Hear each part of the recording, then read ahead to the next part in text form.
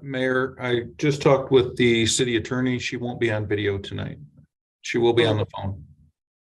Okay, thank you very much.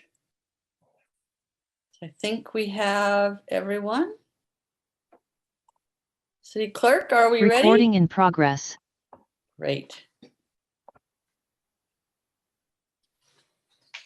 Good evening.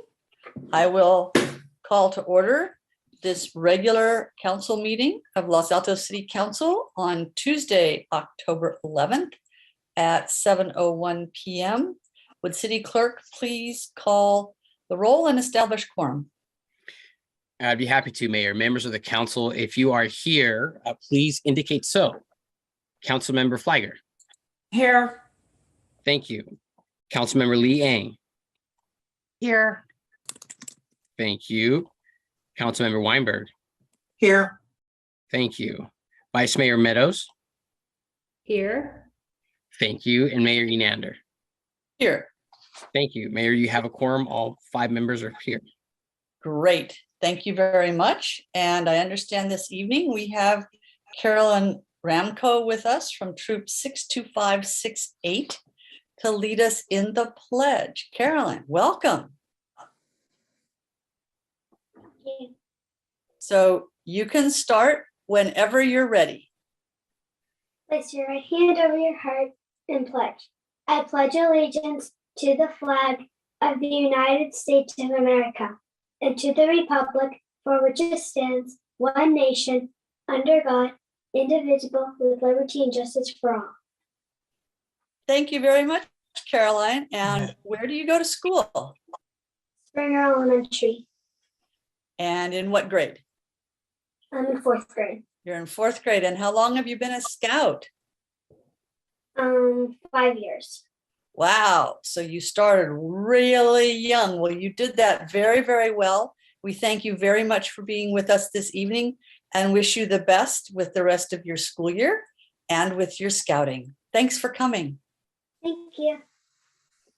Bye-bye. Bye. Okay. So there was no closed session this evening. So we move to the question of whether there's anyone who would like to rearrange the agenda. Looking at my colleagues, I don't see anything except heads going back and forth. So we will proceed with the agenda as published and move now to public comments on items not on the agenda. City Clerk. Madam Mayor, these are placed on the as part of your packet as informational items only. These are public comments received throughout since our publishing of the packet, intended to be included as part of the record. And they are for your information and for the public's information. Great.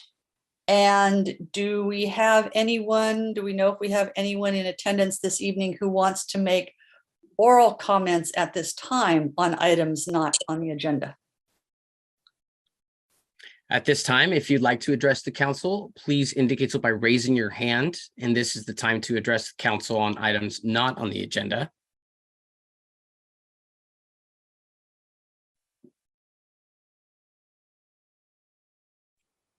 Madam Mayor, I see 3 folks with their hands raised. Thank you. Would you give them each 3 minutes, please? Yes. Let me call up my timer.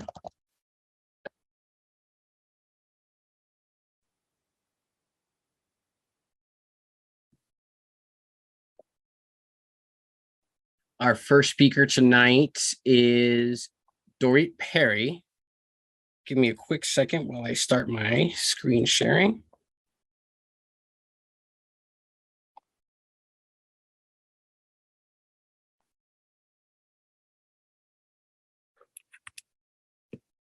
And Dorit, are you there?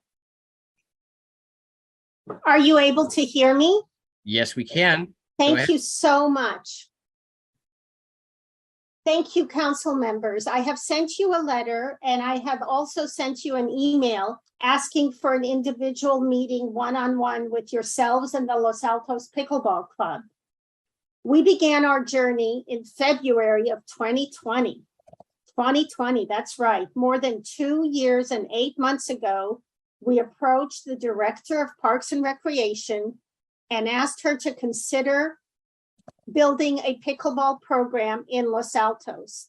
Since that time, we have continued to have various meetings with Parks and Recreation Department staff and with Parks and Recreation Council members. However, we are nowhere near having pickleball courts in Los Altos, and this is a huge frustration. Each time we have a meeting, we think we have made progress and moved forward. Many letters have been sent in to the various commissioners indicating support from residents, and yet we are nowhere near being built. The last fixed date was May 18th. May 18th, the courts were to be striped at McKenzie Park. Since then, there have been more delays and more pushing out of deadlines. At this point, there are so many unwarranted delays and unaccounted, and it has become a huge frustration for all pickleball players in Los Altos. We have been experiencing a lack of transparency from the city manager, Gabe, who continues not to be forthcoming with information. We're in the dark. We have no idea what the next step is, what is being ordered, what is being delayed. There is no communication. The delays have no explanation. We're just basically told to go away and wait. And we have waited 2 years and 8 months. Again, May 18th was the last fixed date for striping the courts, and there's been no progress since then. We are the only city in our area without pickleball courts, and our residents want to play in our neighborhoods with our neighbors and friends and not travel to Palo Alto or Sunnyvale to play what is really the fastest growing game in America. So I'm asking you each to meet with a few representatives from the local pickleball club and help us move this forward. Thank you. Our next speaker is Mary Beth Bykowski.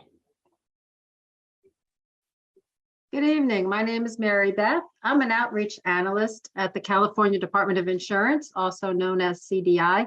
I just wanted to share with you what we have been doing on behalf of your constituents.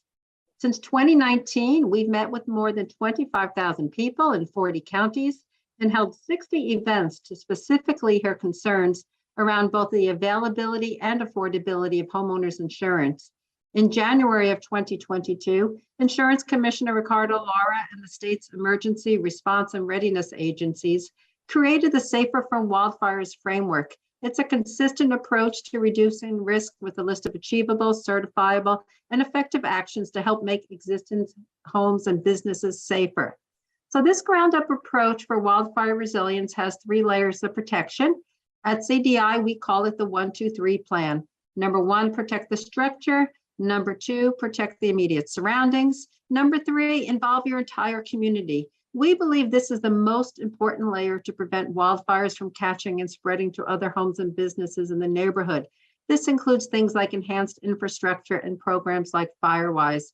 So I've been to a number of events in San Mateo County, and I know your local fire agencies keep you all well informed of the actions you can take to harden your homes and community.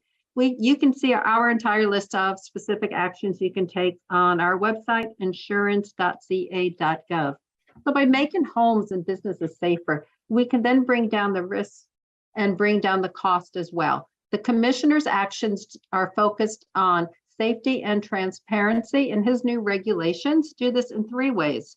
He is requiring that the insurance companies need to incorporate this framework into their pricing. So insurance companies will have to submit new rate filings that recognize safety. Consumers will receive their property's wildfire risk score and the reasons for it. In the past, this information was considered proprietary, and CDI will have oversight. And lastly, consumers will be able to appeal their risk determination when they have done the work. Public input was critical to ensure that we were on the right track. We held a hearing on April 13th that accepted public comments. We have now evaluated all the input from the public and submitted the new regulations to the Office of Administrative Law. And we expect to have these new regulations any day now and the rate filings by early 2023. I want to also remind you that Senator Josh Becker is hosting a fire and flood insurance in the time of climate change town hall tomorrow at 4:30. Joining him will be the insurance commissioner and experts from FEMA and the Fire Safe Council. This concludes my presentation, and I want to remind you that we are here to help. Our toll-free number is 800-927-4357. Thank you for your time. Our next speaker is Roberta Phillips. Hi, good evening, council members. I think you can hear me. Yes, we can. So I just wanted to say that I was very, very disappointed that at the last meeting, you appointed Joe Bentonato to the Planning Commission. I recall several months ago at a meeting when he called one of the speakers a carpetbagger. And I think that was really inappropriate to do. In addition, Joe doesn't have any expertise in planning, design, architecture, or zoning. So he certainly doesn't come with expertise that will help the city. I really feel that it's a bad reflection on Mr. Weinberg, Sally Meadows, and Nisa for rewarding bad behavior. I think that it's not a good reflection on you. And again, I'm just disappointed. Thank you for your time.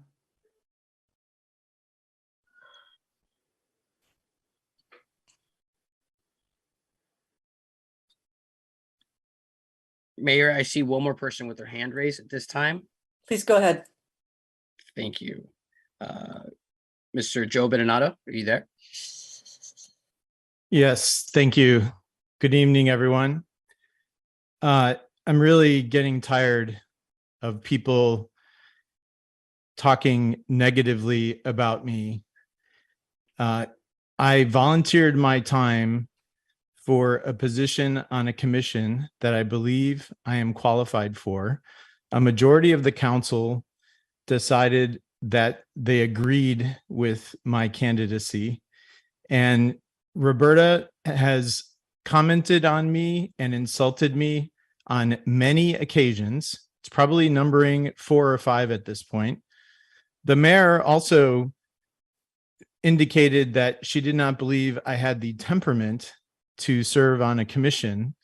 When I call out people who do not tell the truth and instead provide facts and evidence and information that is not a lie, I don't think that has anything to do to reflect on my temperament. I think instead it's useful information. And when I see elected officials who do not tell the truth, which happens repeatedly and happened in the last couple of weeks, I think it's the responsibility of somebody to call that information out. There are very few people in this town who are willing to speak up because they don't want to have their name smeared by people like Roberta and others. And it takes a toll. And we just saw this happen with one of our commissioners who agreed to speak to a nonpartisan group that I am a part of and on the steering committee of. We had a great session. I'd invite you all to go check it out at the LACC website, actually on the YouTube channel, where you can find out more about the reach codes. We had a balanced discussion about the pros and cons of the issues. And instead of dragging a poor commissioner through the mud and trying to get them to quit or block them from speaking. You know, remember that thing called the First Amendment? I think it's pretty important. That person volunteered their time to help educate the public and instead got all sorts of grief over this thing. This harassment of commissioners needs to stop. I look forward to being sworn in and doing my duty at the appropriate time. And I would appreciate it if those members of the public who have nothing better to do than to harass commissioners could move on and find something else to complain about. Better yet, I hear Palm Springs is lovely this time of year, and I'm sure there are many residences available down there. Thank you.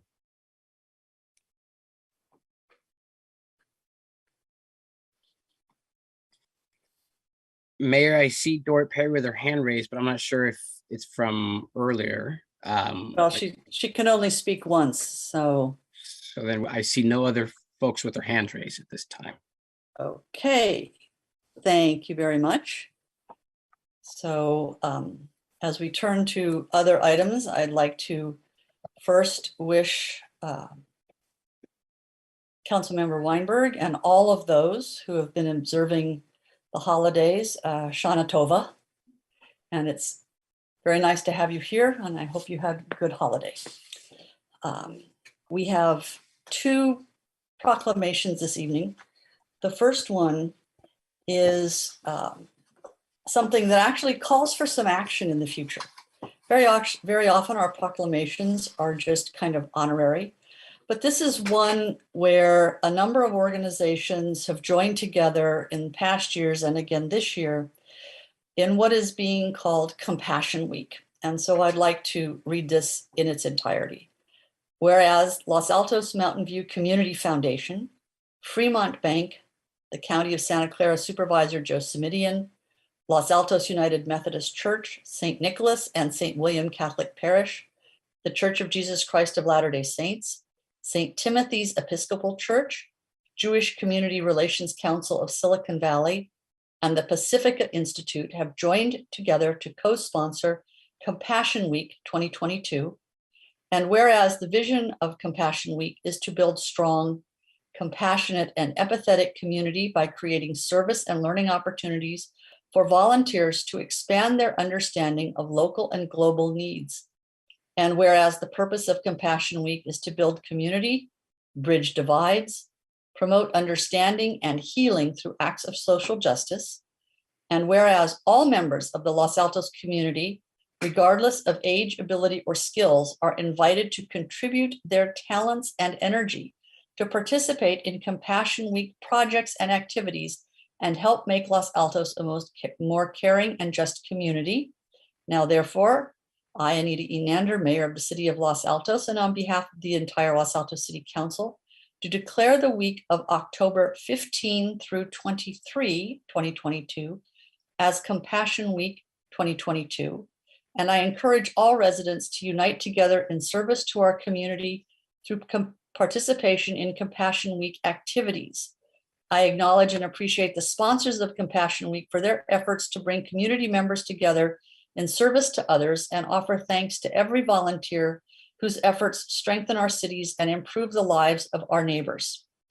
And I'd like to invite the city manager, if he would please, to make an additional comment. I believe that you can, through any of those organizations or on the county website, you can find a number of events where you can volunteer, so that if you are so moved to participate in Compassion Week by working on any of a number of projects that are available, there's ways to do that.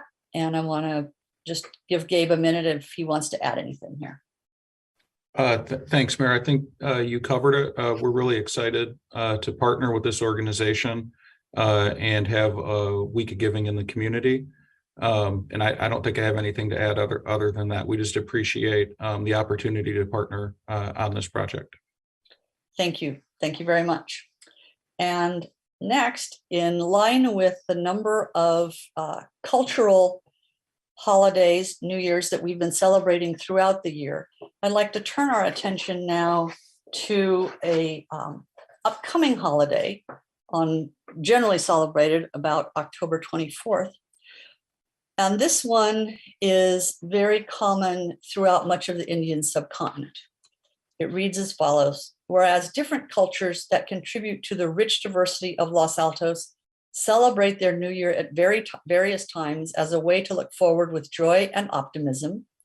And whereas the diverse cultures of much of the Indian subcontinent and throughout the world celebrate the festival of Diwali, and whereas Diwali is separated by lighting the diya, an oil lamp which symbolizes dispelling darkness and bringing light into life and the triumph of good and fair over bad and unjust, with traditional offerings, rituals, and festivities.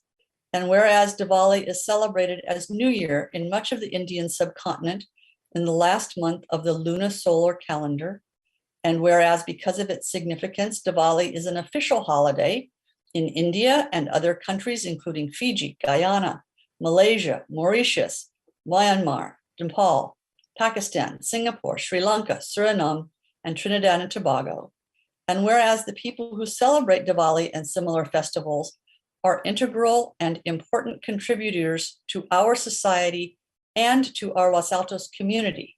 Now, therefore, be it resolved that I, Anita Enander, Mayor of the City of Los Altos, and on behalf of the entire Los Altos City Council, do hereby recognize the cultural significance of Diwali and the similar festivals that celebrate bringing light into life and illuminating joy that dispels darkness, that will be celebrated on October 24th, 2022, express our deepest appreciation and respect for the contributions made to our economy and civil society by all individuals in Los Altos and throughout the world who celebrate this significant occasion, and hope that the symbolism of Diwali will be shared by all in our community for the coming year, in witness whereof, etc. And I'd like to thank the members of our Indian community who I've spoken with recently about Diwali, and I'm happy that it will add to our celebration of, we hope, optimism going forward, and hoping that we've turned the corner on COVID and the coming year will be a better year. Thank you much. So we will now turn our attention to the consent calendar. Is there anything that anyone wants to pull from the consent calendar?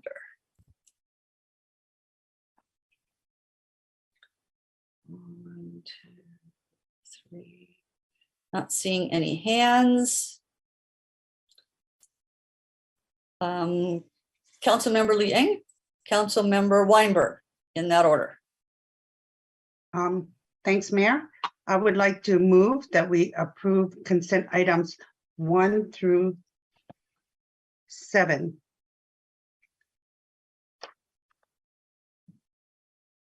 Councilmember Weinberg, did you want to pull something, or are you? No, Mayor, I'm seconding the motion. Thank you very much. So we have a motion and a second to adopt our consent calendar items 1 through 7. City Clerk? Members of the council, if you agree for the adoption of the consent calendar as presented, please indicate so by saying aye. Councilmember Fliger? Yes. Thank you. Councilmember Liang? Aye. Thank you. Councilmember Weinberg? Aye. Thank you. Vice Mayor Meadows? Yes. Thank you. Mayor Enander? Yes. Thank you. Motion passes 5-0. Thank you very much. Let's see, we have no public hearings this evening, so we will move to the discussion items, beginning with number 8, the updated license agreement with the San Francisco Public Utilities Commission for the Hatchet Trail in Los Altos. I believe, Mr. England, that you're presenting, right? That is correct, Mayor. Our Parks and Recreation Director is on vacation, conveniently planned, so I will be flying solo on this tonight. Since the last meeting, the SFPUC, the property owner, has provided the requested exhibits that council asked for. You'll see those in your packet. They have also formalized the addendum that they added, which was an agreement to walk the property with city staff after the execution of the license agreement and review all of the vegetation and trees prior to any removal. The rest of the license agreement remains the same from when council saw it 3 weeks ago. We did, as council directed, we did complete more outreach. I did at least 5 walking tours of the trail myself with various individuals and groups. The last one ending at 4 o'clock today. So we've been busy and we've had numerous emails, phone calls, and we've went over the map offsite with the neighbors. So at this point, the policy question for council to consider this evening is if the city council would like to maintain the usage of the easement on the SFPUC property as a public recreation trail. And if so, do they agree with the terms in the amended license agreement? With that, I'm happy to answer any questions. Great. And thank you for your efforts, both with the PUC and in outreach to our community. I know everyone appreciates that, and we especially appreciate both the maps and, more significantly, that PUC came out and marked the trail. And I think that was extraordinarily helpful for everyone. Are there any questions for City Manager on this item before we turn to public comment?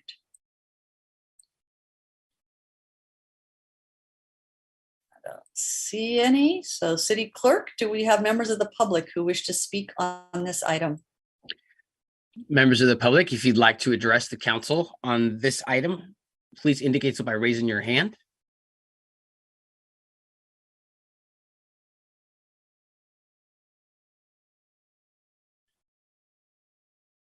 Mayor, I see one individual with his hand raised.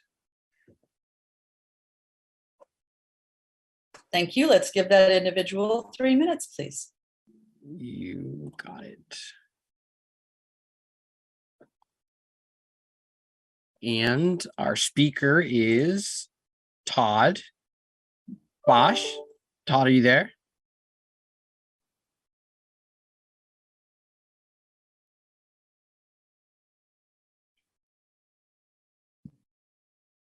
Todd, I see you unmuted.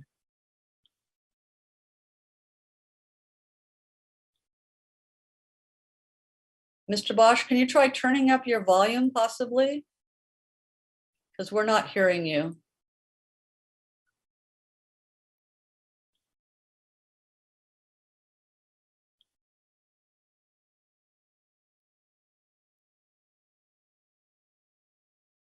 We are still not hearing you.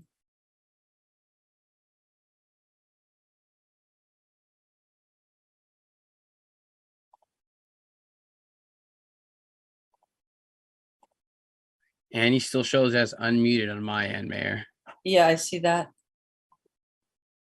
Mr. Bosch, you may want to call in using the telephone and the instructions that are on the beginning of the agenda, because we are not hearing you in your current configuration. And we'll give you a couple of minutes to try and get in by phone. City Clerk, do you happen to have that phone number handy where we could announce it to Mr. Bosch? Yes, it is area code 669-444-9171. And then does he have to enter an ID to get in by phone? And yes, and our webinar ID for this evening's meeting is 871-7473-6519. So Mr. Bosch, we're going to give you a minute. Hope you come in by phone.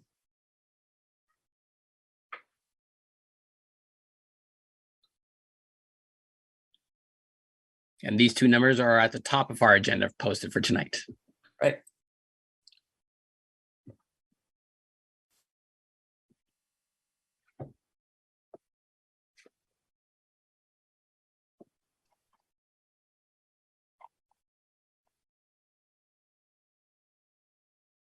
How about now? Can you hear me now? Yes, we can. We can.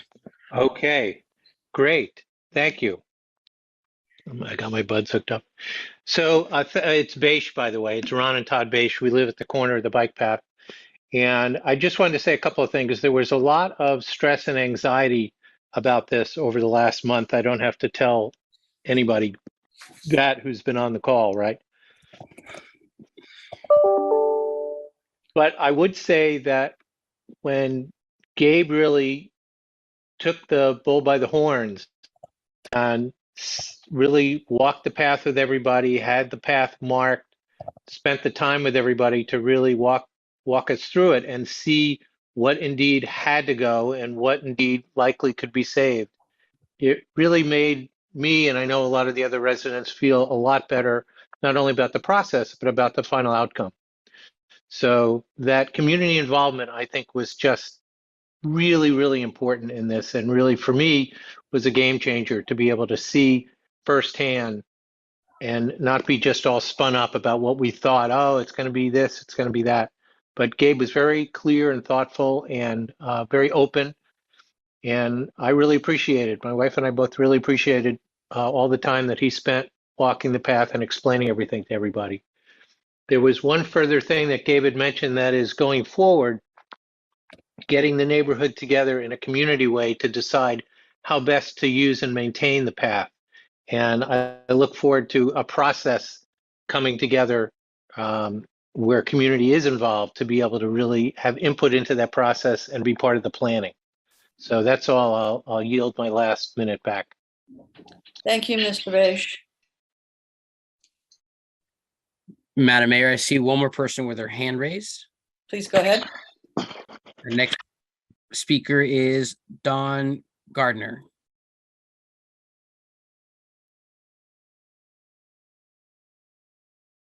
Okay, you can hear me? Yes, we can. Okay, yes, I would like to speak about the bike path as well. I think that this is an opportunity in some ways to improve what we have. I've done a survey between here and Milpitas, and I found 10 parks that have trees on or near the pipelines, and they've managed to do various things with them that somehow is currently appeasing the San Francisco board. So I'm kind of hopeful that maybe we can do some similar things. I'd like to encourage the city council to please consider visiting the city of Mountain View's Rex Manor Tot Lot, which is a park on the Hatchet Reservoir. It's over off of Farley and Central Expressway, so it's very close by. It happens to be a tot lot built right on top of the pipeline, and you can see the vents of the pipeline there, along with trees along each side. And they've done a really nice job with that particular area with some vegetation and so forth. In addition, if you go further down and just walk past the tot lot and keep walking along the pipeline, you'll find some other areas that have been recently redone by the city of Mountain View that are also part of the Hetchy right away and look quite nice. In fact, one of them has a big sign that says, "Thank you, Margaret Abe Koba and Mountain View Park for redoing this." So some of the neighbors actually thought it was worth actually thanking their city council for doing what they did with it. And another thing that I'm really hoping can be looked into further is what's called root, I forgot what they were called, root block, deep root tree root barriers, which are these panels that you can put in the ground between a tree and a pipeline such as this to keep the roots away from the trees. And I think that it'd be a lot cheaper to put something like that in if we can get the Hetchy people to agree to it than it would be to cut down some of those old 100-year-old trees that they might want to cut down. I understand that some of the vegetation is probably overdue from being thinned out or removed along our bike path, but there are others there that maybe a root barrier could be used, and maybe we could start something and have Hetchy consider root barriers for some of the other parks that they might have concerns about. So I'm trying to present some ideas and solutions to this challenge that we have in front of us. And so that's my goal. Thank you very much. Thank you. I think we have one more, City Clerk. Yes, our next speaker is Aris. Yeah, it's Eris, but thank you. So I'm off at college currently, so I haven't been able to go on any of those walks. I realize that this is a very late kind kind of question, but if there is space or time, I would appreciate someone just like briefly going over with. I hear that the cutting of the trees might not be as severe as people had previously been worried it would be, but I'm kind of wondering exactly how bad it will be, and I personally would feel a little bit more comfortable if I knew that. But I also understand that I'm asking at kind of the last minute, and I understand if there's time to go over that now. Thanks. Thank you very much. I see no more folks with their hand raised, Mayor. Thank you, City Clerk. So I'll bring it back to my colleagues. Is there any discussion, or does someone want to make a motion? Councilmember Lee Eng? I would be glad to make a motion.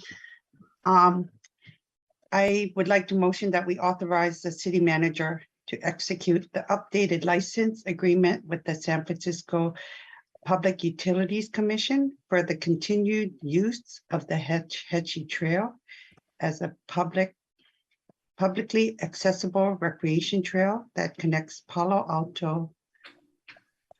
with Palo Alto across the Adobe Creek pedestrian bridge. I think we also need a finding here that the. Oh, and to direct staff to work with SFPUC to maintain as much current vegetation as possible while complying with the updated license agreement and vegetation management policy. Okay, and can we also add, and Councilmember, the Vice Mayor may be jumping in to do this, but we need to add that we find that the approval of the agreement is exempt from review under California Environmental Quality Act pursuant to CEQA guidelines section 15301 as an existing facility. So will you accept that addition to your motion? Yes. Thank you. Vice Mayor, go ahead. Yes, I'd be happy to second the motion, but I wanted to make a comment first, and maybe other council members do. I heard one thing in particular from the residents, and I really appreciated the public comment and hearing. I mean, we know how hard staff has worked with SFPUC and with the community, and so that really has been a tremendous job. And one thing that I think is part of the process, but I was explicitly asked the question, and so I hope that maybe Gabe can explain to residents that when the work will be done, that they will receive notice that the work will be done, so that all of a sudden there isn't, a clatter in their backyards of whatever the work is going to be done. So I assume that SFPUC will notify us to then notify the residents, but perhaps city manager could clarify that. Go ahead, Mr. England. Thank you, Vice Mayor. Yes, we intend to treat this like a construction project, send out postcard mailers as well as put A-frames at the trailheads.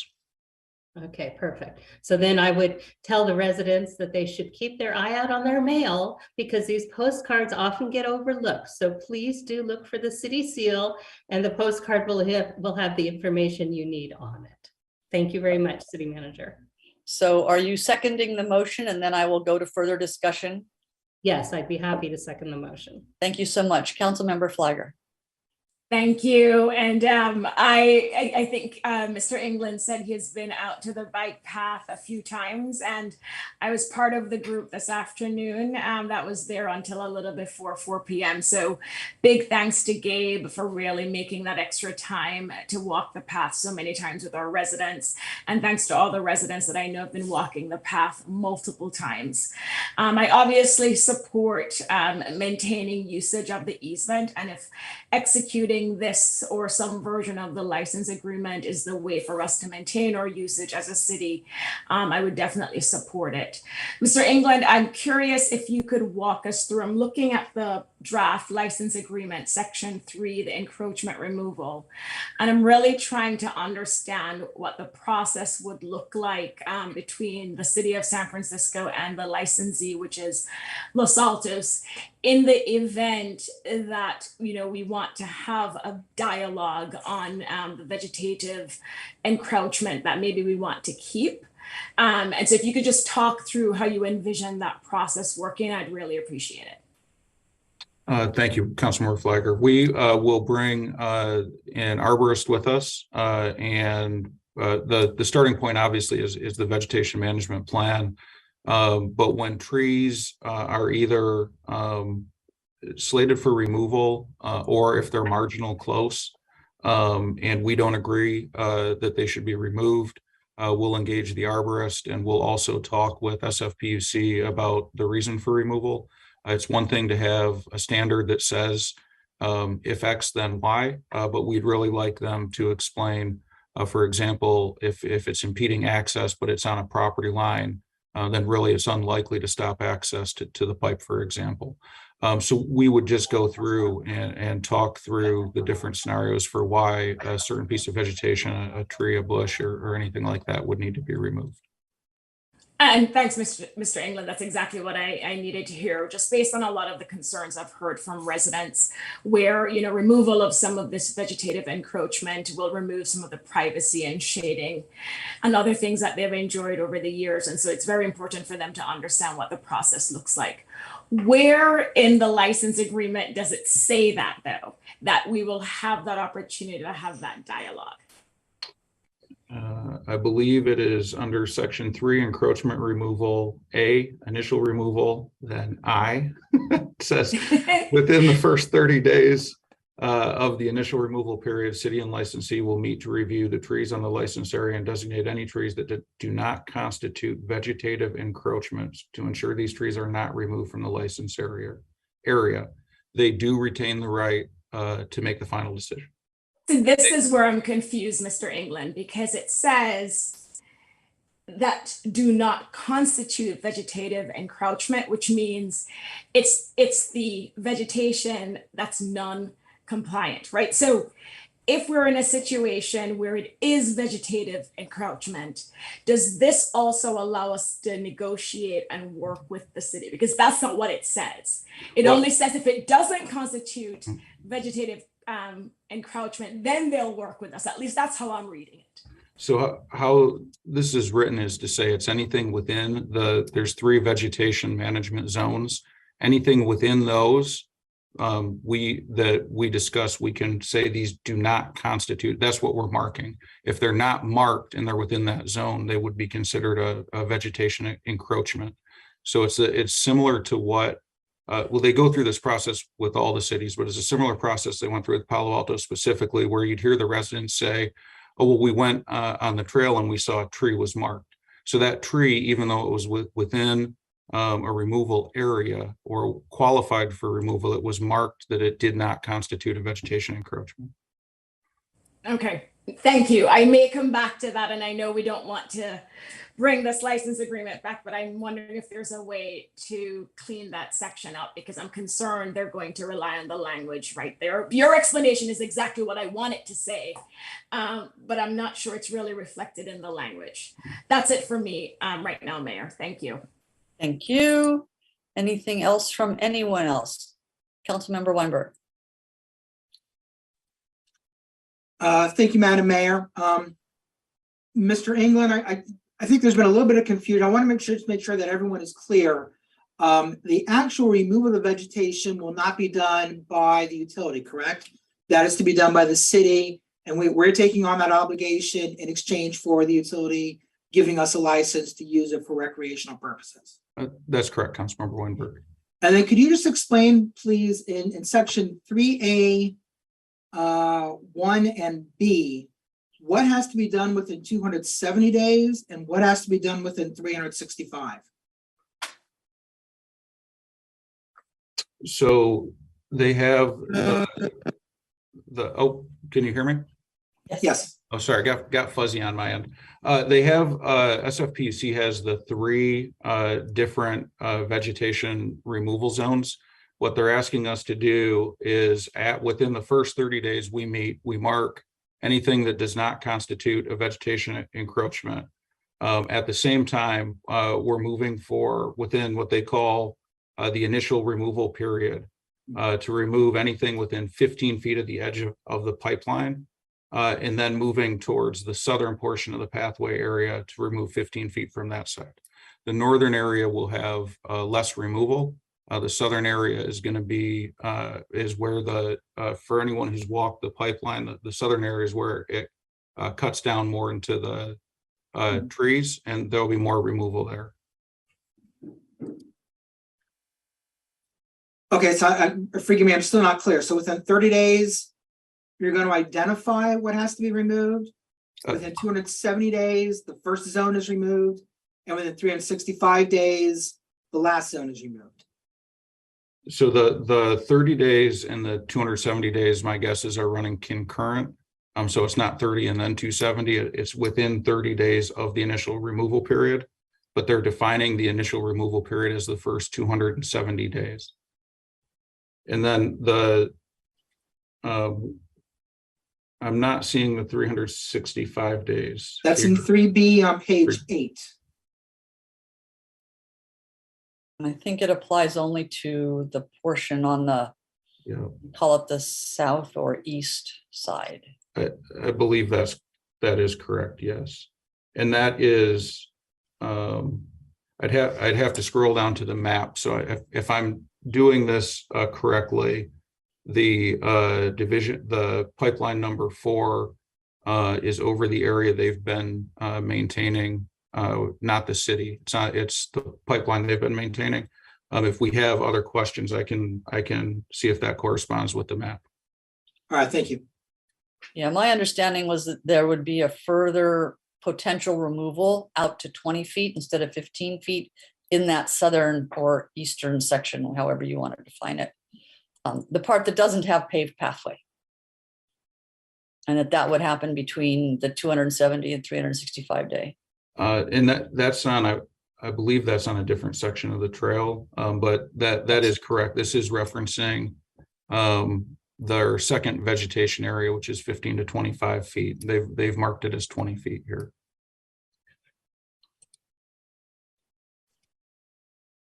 Further questions? Councilmember Lee Ing, you have your hand up. Did you have an Yes, additional thank you, question? Mayor. Go ahead. City Manager England, I hope that we can take in a suggestion provided by Mr. Don Gardner regarding the deep root tree barrier.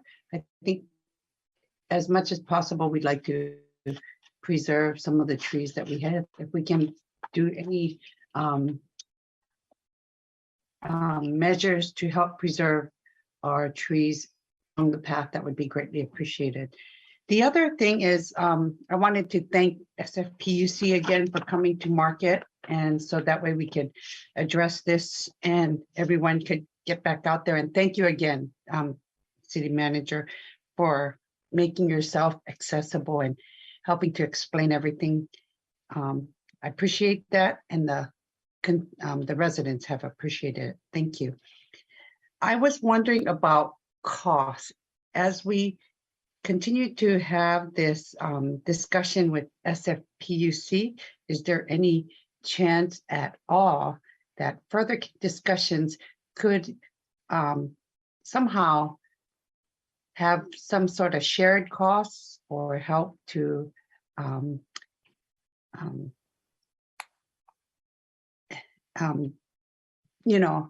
have them support us in our effort in doing this? So Councilmember Liang, I met with SFPUC at about 4:30 today, and cost was one of the topics. The reason I brought it up is the oral history on this, which, as I say, sometimes differs from the actual history. But the oral history was that SFPUC, in an earlier iteration of this agreement, had offered to pay for it. When I asked them to track that down, their final answer came back was that there was never an executed agreement where they had agreed to pay. And what they expect now is for the city to keep its obligation, which is to pay for the removal and maintenance, and they would not be interested in taking on that cost. Okay, I didn't hurt to ask. Thank you. Councilmember Flagger. So it looks like you've touched everybody. So I wanted to go back to the proposed language for section 3A Romanet 1 that Mr. England and I were referring to. And my suggestion is not to have this come back. It's as part of Councilmember Lee Eng's motion, maybe to give direction to Mr. England to see if he can get this incorporated into the agreement. So Mayor, with your permission, I would like to propose language to insert in, and I think it will also address the issue Councilmember Lee Eng raised about the deep root barriers one of the residents had suggested. So what I understand is that you'd like to offer language, but through our motion, it would be to request that the city manager attempt to make this change, but this would not bar execution based on our vote tonight. That's correct, Mayor. It's delegating authority to our city manager to negotiate a slang. Thank you. Please go ahead with the language. I know he's taking notes. Okay, great. So the section you and I were looking at, Mr. England, where it has that semicolon before it says provided, however, could we put a comma after license area and then have it read, and if any trees or vegetation constitute vegetative encroachment, city agrees to work with licensee to determine if there are any other alternatives to removal of the trees and vegetation. Because I think the current language really only addresses trees and vegetation that do not constitute vegetative encroachment. And so by adding this, it's saying, and even if it constitutes vegetative encroachment, the city will work with the licensee, which is Los Altos, to see if there are any alternatives to removing the trees or vegetation. Can you read that one more time, please? One more time. Okay.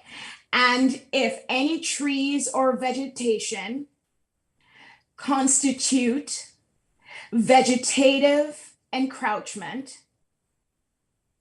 city agrees to work with licensee to determine if there are any other alternatives to removal of such trees and vegetation.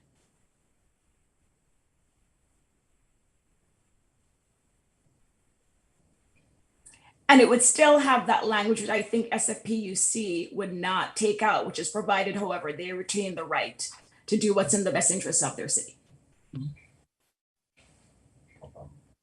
So Councilmember Lee Eng, that would be my friendly amendment to your motion. You're muted, Councilmember Lee Eng. Yes, that would be great. Thank you. And now I'll go to the Vice Mayor. Thank you, Mayor. So, not to say I disagree with the friendly amendment, which has been accepted already anyway, but I do want to point out that SFPUC has bent over backwards to work with us way beyond the wording of the agreement as of now. I mean, they came out and marked the trail before the agreement was signed, et cetera, et cetera. So I would actually prefer, we're in the city manager's discretion to tell them, no, I could be wrong about this, and I'm not the lawyer, one of the lawyers on council, but this agreement is one that they have that I understand to be standard for all jurisdictions. What we really want them to do is to agree with these points that have just been outlined. I frankly don't care whether it's in the agreement or whether it's an addendum that we've given the city manager to make happen as best as he can. So I don't feel it should be part of the agreement, especially if we're asking them to change their agreement that works for every jurisdiction but us. I would leave it separate as an addendum for a goal for our city manager to try to make happen. Councilmember Lee Eng, I think you were first, and then Councilmember Flagger. Okay, 2 questions. One is, does our city attorney want to weigh in? And 2, the second one would be to the city manager as well, is do you feel this would be problematic with the of this language. So either we can hear from the city attorney or the city manager. And we do have, I think the city attorney over in the attendees group with her hand raised. Is that correct, city clerk? That is correct, and Yes. she should be unmuted. There we go. I think I heard her. Great. Yes, thank you. And I really apologize about this snafu tonight. But anyway, I'm learning how to do these new virtual meetings, which we will talk about later. Anyway, I think the language, if any trees or vegetation constitute a vegetation or vegetative encroachment, the language city agrees to work with licensee on alternatives to removal. I believe the language, I think the intent is that should be SFPUC agrees to work with licensee because the city is the licensee. So I think we need to clarify that language, and I can ask Mr. England to clarify that because I was a little confused because I'm not seeing it on the screen or anything, but we do need to clarify that type of language. And I'm going to now mute myself unless you have questions. My recollection, and I see Councilmember Flagger shaking her head, my recollection is that throughout this agreement, the city refers to San Francisco as an entity which includes the SFPUC. Okay, that's correct. That's right. Thank you. So then that is right because we did have that problem earlier when we were confused about that. So as stated, then the city is SFPUC, will work with licensee. I think the best you can do is give direction to the city manager to see if they will accept this change. But I do have to agree that they have been very steadfast about this is our agreement. This is the one we're using with all the jurisdictions. So I'm not sure how much flexibility they will give us, but I'll let Mr. England speak. I would only be speculating at this point. I mean, it's hard to tell how a partner who feels they've been fair is going to respond. I'm certainly, if it's the pleasure of the council, certainly happy to go back and ask them about it. I do know I've already sent Mr. Gardner's suggestion to them. I've talked with them about it. They won't be installing root barriers along their pipeline on the Hatchet Trail. They may be interested in other, as Councilmember Flagger suggested, they may be interested in other alternatives, but that one was not going to happen. I think it's unlikely that they're going. They've said consistently they're not going to change their vegetation management plan. So I think we can ask for additional changes on the margins, but at the end, as I said on each of my walking tours, we're at the point where we can influence decisions. We want to put ourselves in the best position to influence them on how they apply their vegetation management standards. So if council thinks this is the way that gives us the best chance, then I'm happy to take that back to them. I'm hoping that I can get a final comment from Councilmember Lee Ing and Councilmember Flagger, and then we can proceed to a vote. So Councilmember Lee Ing, do you have a final comment? So, City Manager England, you're willing to inquire if this would be something that they would be amenable to, right?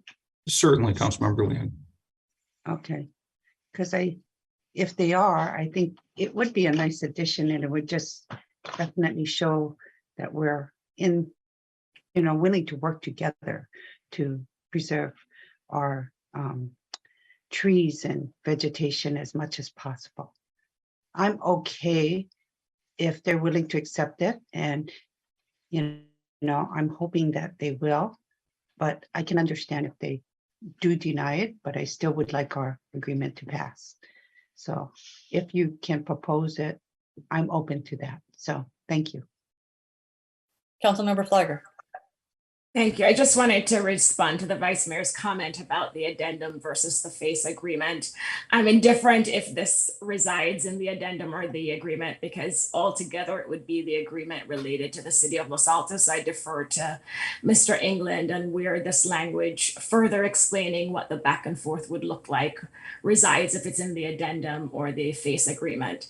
But I do want to thank SFPUC, very similar to Councilmember Liang, and I agree with a lot of what Councilmember Liang just said, for their good faith efforts in working with us. And I'm happy to hear Mr. England is willing to offer this language to them. And I think Mr. England, when he answered my first question, thought this was the intent of their language. And so this is really just clarifying that they would work with us even for things that constitute vegetative encroachment. And so I'm ready to support Councilmember Liang's motion with this amendment. Thank you. And I'll just weigh in here to say that I find myself very much of the sentiment with Vice Mayor Meadows. I think they've been extraordinarily patient and helpful with us. And if in Mr. England's view, broaching this is counterproductive, I think he needs to have the discretion to say, you know, this is what my council would really like. And if he thinks that it's going to push a button the wrong direction, he should have the discretion not to do so. But I think if this goes anywhere, it ought to be in the addendum, and to ask to change their core face contract, I think is probably unrealistic. So with that said, we have a motion on the floor with discretion available to the city manager for the additional language proposed by Councilmember Flagger. Motion proposed by Councilmember Liang, seconded by the Vice Mayor. City Clerk, would you please call roll? Members of the council, if you agree with the motion as articulated by the mayor, please indicate so by saying aye or answering in the affirmative. Councilmember Liang. I just wanted a clarifying question. So I think at first Vice Mayor didn't second it. So are we clear that she is now seconding the motion? I verified with her that she had seconded it. Okay. Yes, I did. Okay, thank you. And then that said, I vote aye. Thank you. Councilmember Weinberg. Aye. Thank you. Councilmember Flagger. Yes. Thank you. Vice Mayor Meadows. Aye. Thank you. Mayor Enander. Aye. Thank you. Motion passes 5-0. Thank you so much. Good luck, Mr. England, and thank you to all of the community members who have and will be involved. And I would like to, before we move to the next item, I believe it would be in order to give staff direction to develop a proposed process for figuring out what we want this wonderful pathway to be once the vegetative management issues have been resolved. And I would hope that I would have the concurrence of my colleagues in making that request to staff.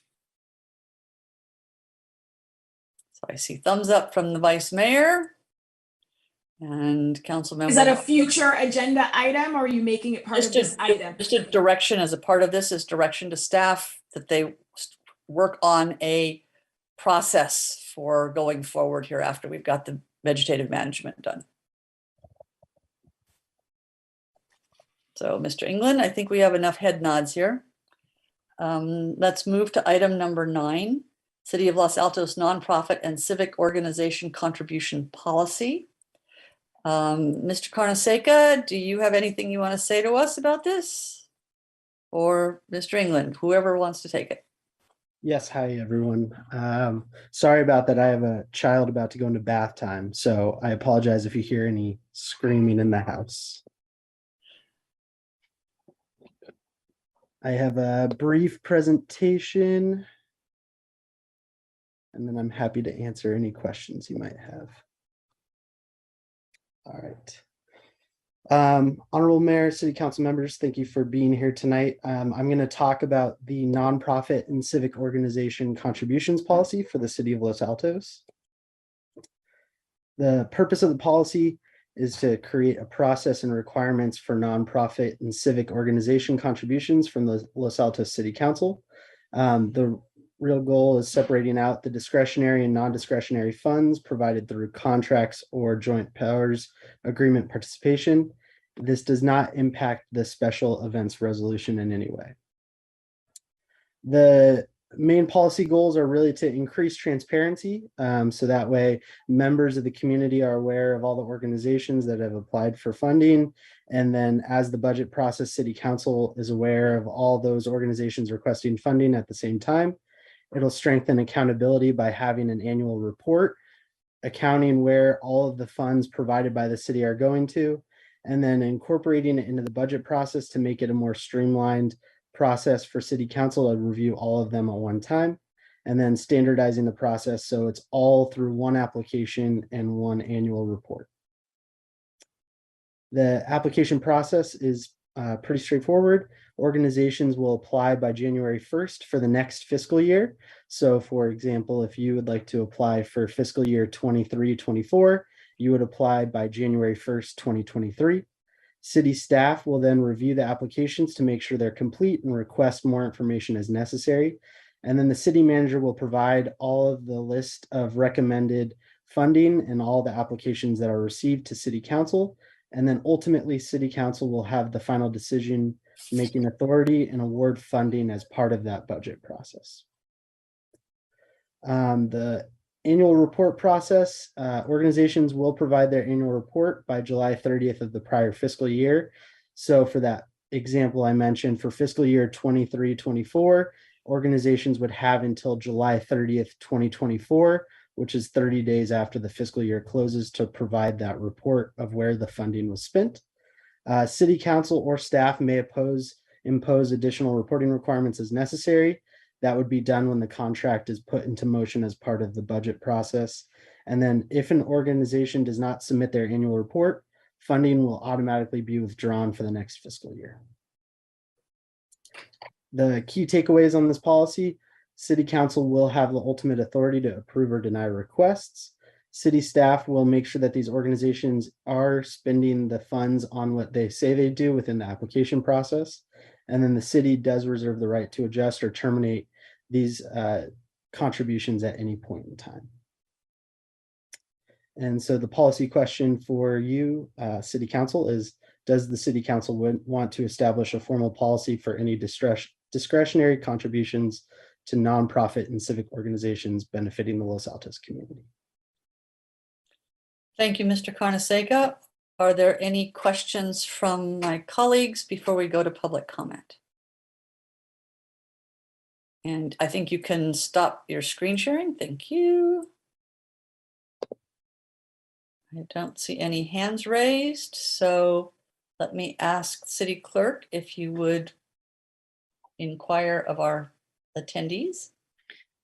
I'd be happy to, Mayor. Members of the public, if you'd like to address the council on this item, please indicate so by raising your hand.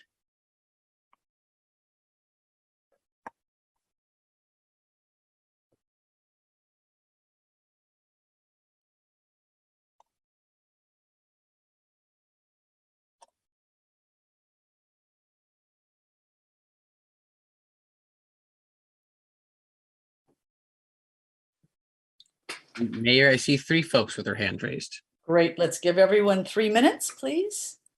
You got it. Our first speaker is, and I apologize for mispronouncing your name, Ruthven Darling. Ruthven, are you there? Yes, I'm here. Can you hear me? We can hear you. Yes, and it's Ruth Darlene. That's Ruthven Darlene. That's fine. Thank you so much. You're welcome. Thank you. Madam Mayor, Vice Mayor, Los Altos City Council members, thank you so much for your generous support of Women SV over the years. We are forever grateful for the difference you're helping us make in the lives of the survivors we serve. This past year, your support made it possible for us to serve another 194 domestic abuse survivors. Survivors like the one I'll call Natalie. When Natalie told her physician husband she was thinking of leaving him, he said, "As you wish," then spent the rest of the day cleaning his unregistered ghost gun. The next day, after eating a dish her husband had prepared, her entire body began to swell, including her tongue. He wouldn't let her call 911. Instead, he took her to the hospital himself and drove 5 miles an hour all the way as she slipped into anaphylactic shock. Had she died on the way, he would have been the devoted husband who had done his best to get his wife the care she needed rather than wait for an ambulance. No one would ever know he had driven 5 miles an hour and stopped at every green light, wearing an eerie half smile all the way. Natalie reached out to me after reading my column in the Los Altos Town Crier. The conversation was brief as her husband was due home from work. There was an air of desperation in her voice. She had once owned her own business, had an active social life, been happy, confident, successful, smart. She said she didn't recognize the woman she had become. We spent time educating Natalie about coercive control and the secret burden of shame and self-blame that so many survivors in our demographic carry. We invited Natalie to join our support group where she met other women and felt validated as they shared their experiences of being trapped in a relationship with a powerful, sophisticated abuser. We gave Natalie a burner phone so she could call us and make other sensitive calls without her husband listening in. She called it her lifeline.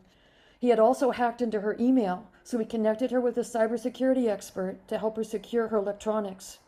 We connected her with a certified divorce financial analyst to help her determine what she was entitled to and to prepare a financial plan as he had completely cut her off from the joint assets. We helped her develop a safety plan and an exit strategy. We watched her grow stronger, more determined as step by step she began to take her power back. And we have continued to support her even after escaping from her abuser. Natalie has gone on to start a new business, make new friends, and now has her own home where she finally feels safe. Most important of all, she has found herself again. Over the past 11 years, Women SV has helped over 1,200 women like Natalie. With your support and with the support of Women SV, they have had a chance at life and freedom again. Your support will help us continue to run another 50 support groups, serve another 200 survivors in the coming year, and build our supply of prepaid phones so that survivors aren't isolated when their electronics have been compromised. On behalf of our Women SV team and survivors, thank you for helping us continue to carry out our mission of protecting the right of every adult and child to live in peace and safety in their own home. Madam Mayor, may I ask the speaker a question? Certainly. Ms. Darlene, thank you for speaking. Can you please tell me when Women SV comes out with their annual report? Is it within 30 days of the close of the fiscal year? We come out once a year with it, and it varies. We just lost our admin, so we're working on it now, and we can get it to you fairly soon. But also, our CPA is away on vacation, so as soon as he comes back, we'll get that report. Oh, I'm not asking for the current one. I'm saying just in general. How long does it take for your organization, generally speaking, to prepare the annual report? To prepare it, it takes a few weeks to prepare it, and it comes out about once a year, and that will vary depending on the help. We rely a lot on volunteer help from the community. If there was a deadline of 30 days or 60 days, would Women SV make that deadline? Yes. We would meet it. We would. Okay, thank you. Thank you. City Clerk? Yes, thank you. Our next speaker is Roberta Phillips. Miss Phillips, are you there? Yes, hi. Hi, we can hear you. Yes, thank you. And I'm just so moved by Ruth Darlene. I just think that she really does excellent work. Anyway, I am in favor of the city having a nonprofit and civic organization contribution policy. I believe that we should have objective standards as to, based on need of these different organizations. I think that, it's really good and it will be helpful to staff, if they could really determine if organizations have a need, how desperate the need is, what other funds they are receiving as far as grants, because there are so many great organizations that it's very hard to prioritize. So the more information that can be given to staff based on objective standards and not being subjective, I think would be very helpful. Thank you.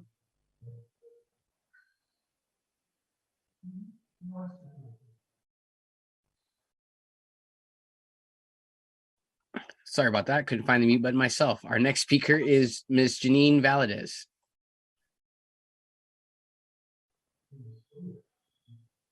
Hello, good evening. My comment will be brief. It's more in the form of a question.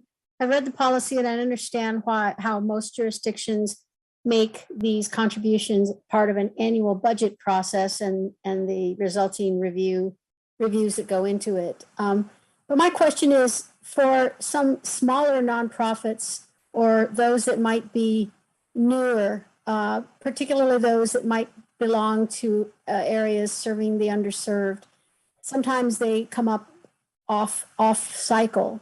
And it seems like up to a year is a long time to wait if you miss that initial budget cycle. I know you probably can't answer this now, but I would ask the council to consider the possibility that there might be a mid-year or mid-cycle period where applications could be made for new nonprofits. And that was it. Thank you very much. Mayor, I don't see anyone else with their hand raised. Thank you very much. So let me bring it back for discussion, unless someone's ready to make a motion. Councilmember Flagler. Thank you, Mayor. Anthony, thanks for the presentation and all the work I know you put into this. Question just following up on Ruth Darlene's great description of the service they provide to Los Altos and the community. For the annual report and maybe even for the application, I just want to make sure that we will not be requiring organizations like Women SV and CSA, for example, that provide services in communities broader than Los Altos, that they'll have to identify on their report a penny per service to Los Altos. And I just want to make sure, because, if we give them $50,000 and they're providing services to different communities, including Los Altos, and we're obviously benefiting, I assume we don't need the report to be so detailed that they have to show how that specific $50,000 only benefited Los Altos. I hope my question makes sense, Anthony.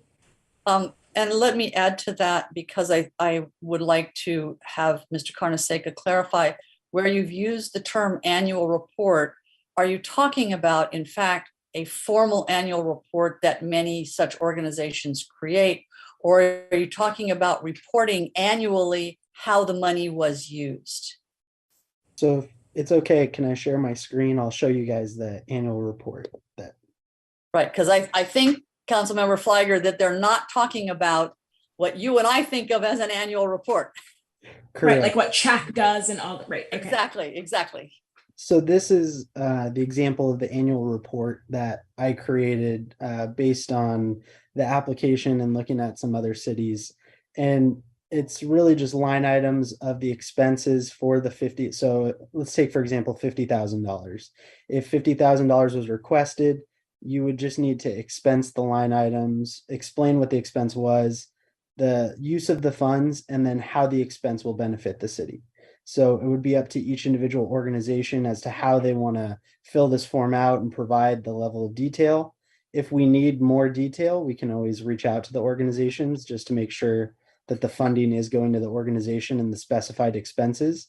But this is the annual report. So it's not anything that they necessarily need to create that's a comprehensive budget document like our CAFR or PAFR. It's just this one-page document that they'll provide back to the city. And Anthony, let's stay on this report. And I'm happy to hear you're not expecting that level of detail like bigger nonprofits have in their annual reports.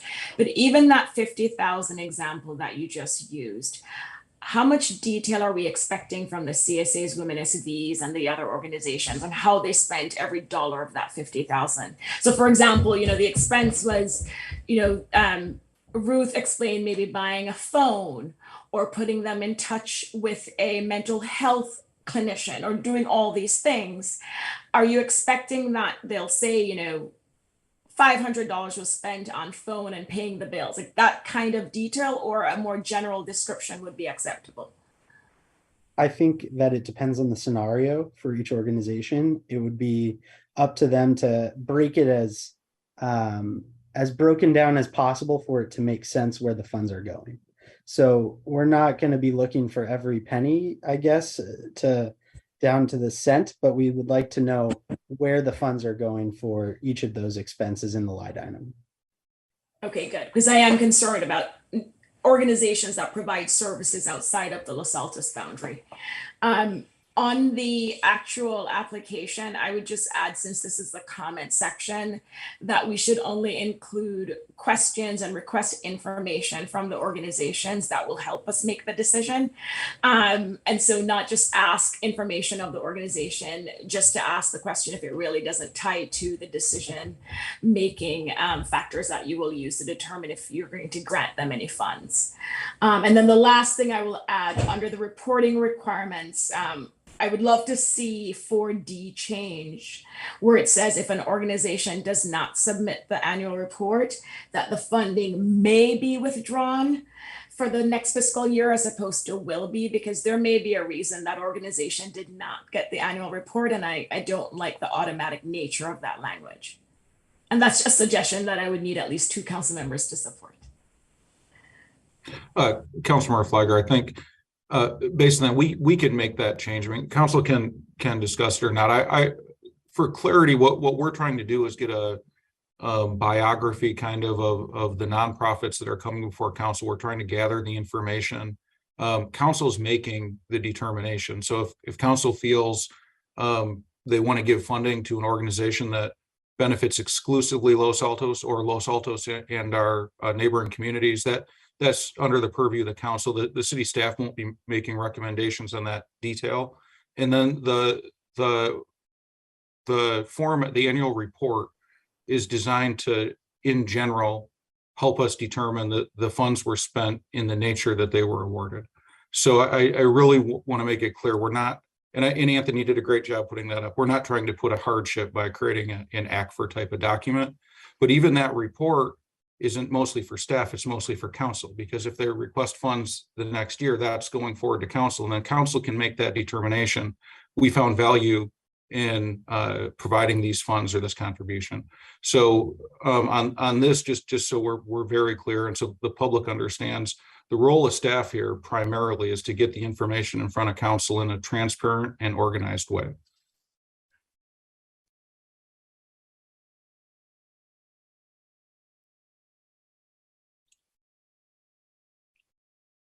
Vice Mayor?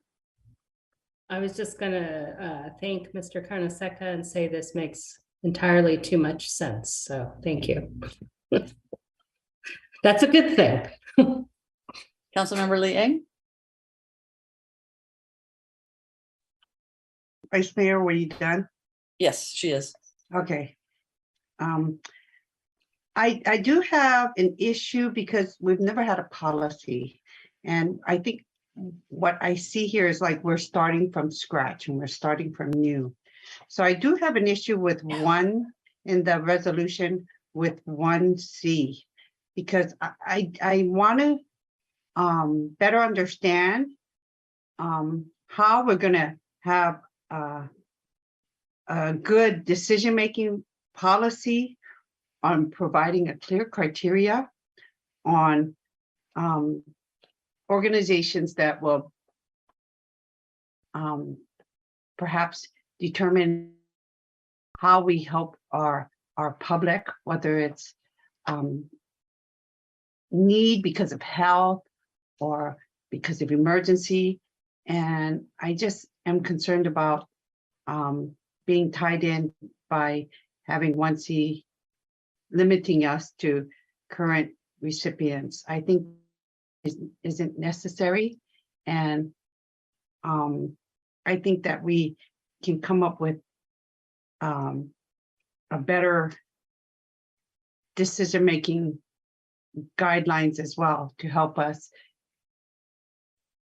as the applications come before council. Thanks, Mayor. Councilmember Weinberg? Thank you, Madam Mayor. Largely, I am in concurrence with the Vice Mayor. I think this does make a lot of sense. I think Nisa's comment of changing shall to may makes sense. I don't have a problem with 1C because it simply says current recipients may be given priority, not shall be given priority.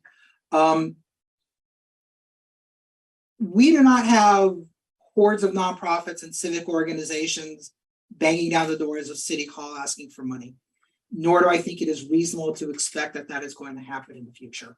I think that what the city manager articulated was extremely helpful. It's my understanding that the process is designed to give structure and transparency, but ultimately will be flexible as needed so that ultimately when the council adopts its budget, we will be able to have the information we need, whether or not to ratify donations that staff is recommending based upon our policy. So I think that the policy as drafted accomplishes those goals, and I would favor it with or without the change that needs to be requested. Thank you very much.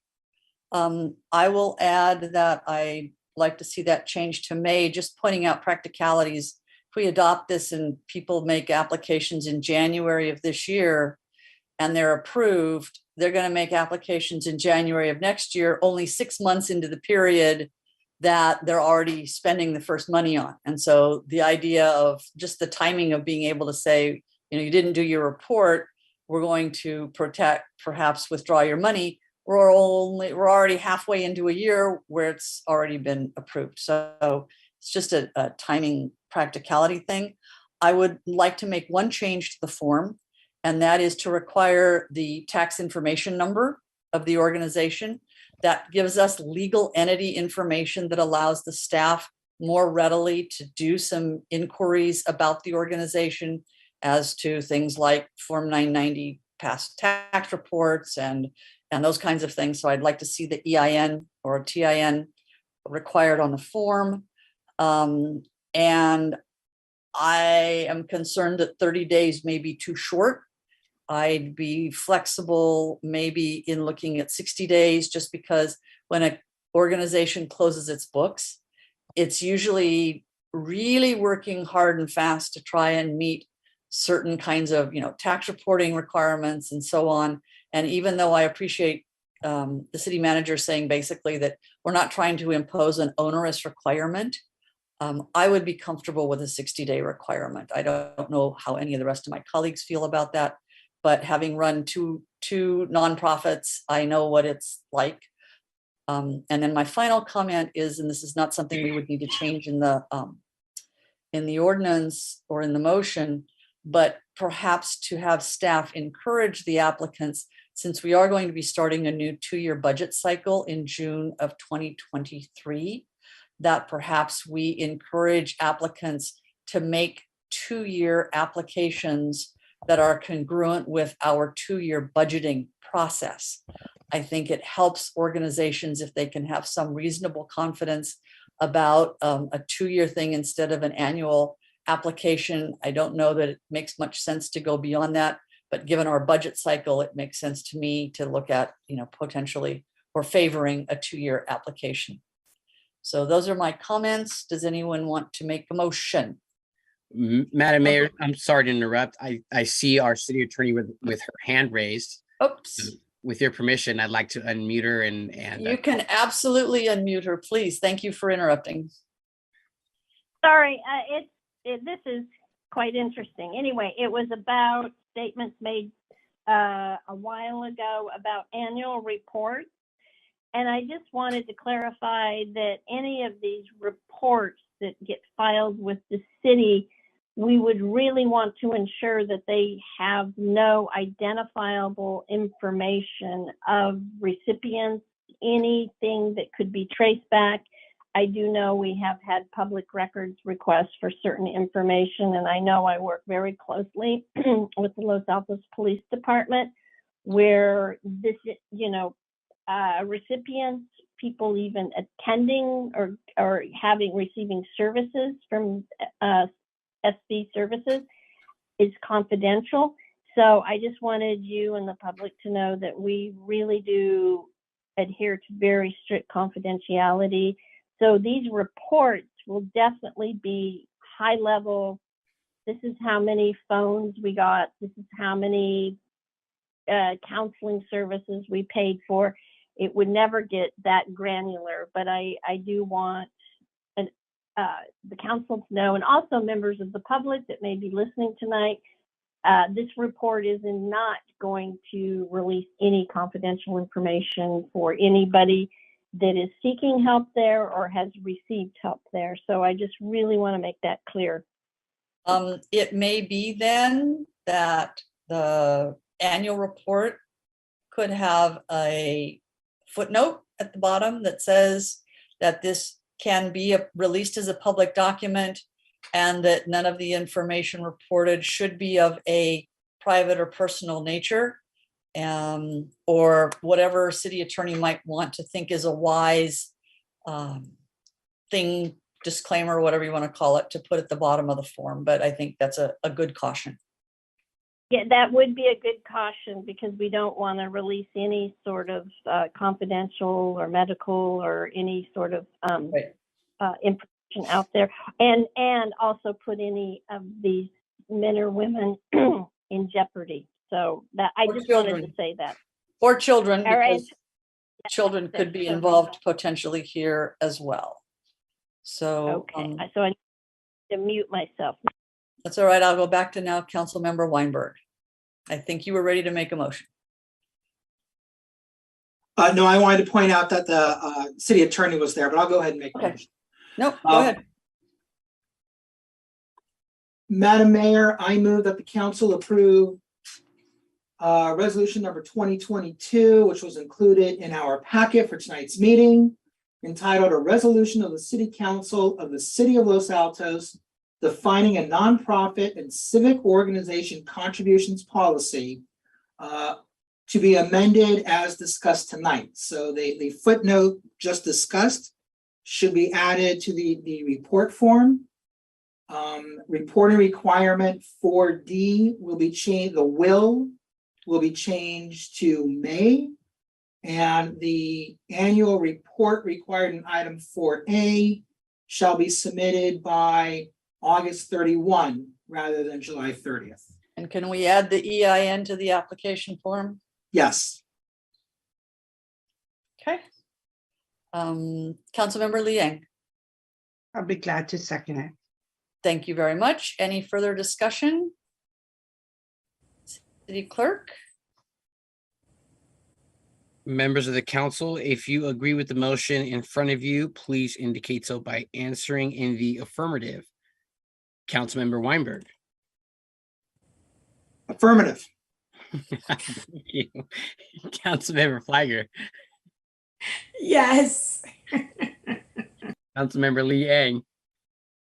Yes. Thank you. Vice Mayor Meadows. Yes. Thank you. And Mayor Enander. Yes.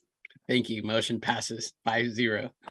And I hope we have a process for advertising our new procedure here, so that this will all go just as smoothly as Mr. Carnesecca wants it to. We'll move now to item number 10, the City of Los Altos fee waiver policy. And Mr. Carnesecca, I think this one's yours too. You're stuck with me again, everybody. I'm sorry about that. I do not have a PowerPoint, but I'll go ahead and share the staff report, and then I'm happy to answer any questions that you might have. All right. So before you tonight is the Los Altos fee waiver policy. This was last reviewed by City Council in March of 2008. At that time, it was determined that City Council reviews all fee waiver requests above $1,000 because there was no internal process already set in place. This policy does set into motion that the city manager or their designee will be able to review and approve fee waiver requests for nonprofit and civic organizations wishing to rent community space at city facilities. And sorry, this baby's walking by. I'm sorry, everyone. All right. We all understand, Mr. Carnesecca. I got easily distracted. Okay. Thanks. My It's wife's the helping me. splashing water we're waiting for. Yeah. Sorry, I lost where I was. This policy is very similar to the policies of Mountain View and Palo Alto that have similar policies that allow the Director of Community Services to waive facility rental fees for eligible organizations that host events for community benefit. The city manager or their designee would approve these applications as they come in, and they must be completed prior to the event. And then furthermore, this is an important note for this policy that the Parks and Recreation Department is looking to designate weekdays, Monday through Thursday, during non-peak use for the Apricot Room to be used for nonprofit and civic organizations at no cost. So they may be able to use this space, and we are going to be providing it to those organizations moving forward. Similar to the previous item that you all reviewed, there is an application that is required. I'm happy to bring that up on the screen. It is very similar to the previous application.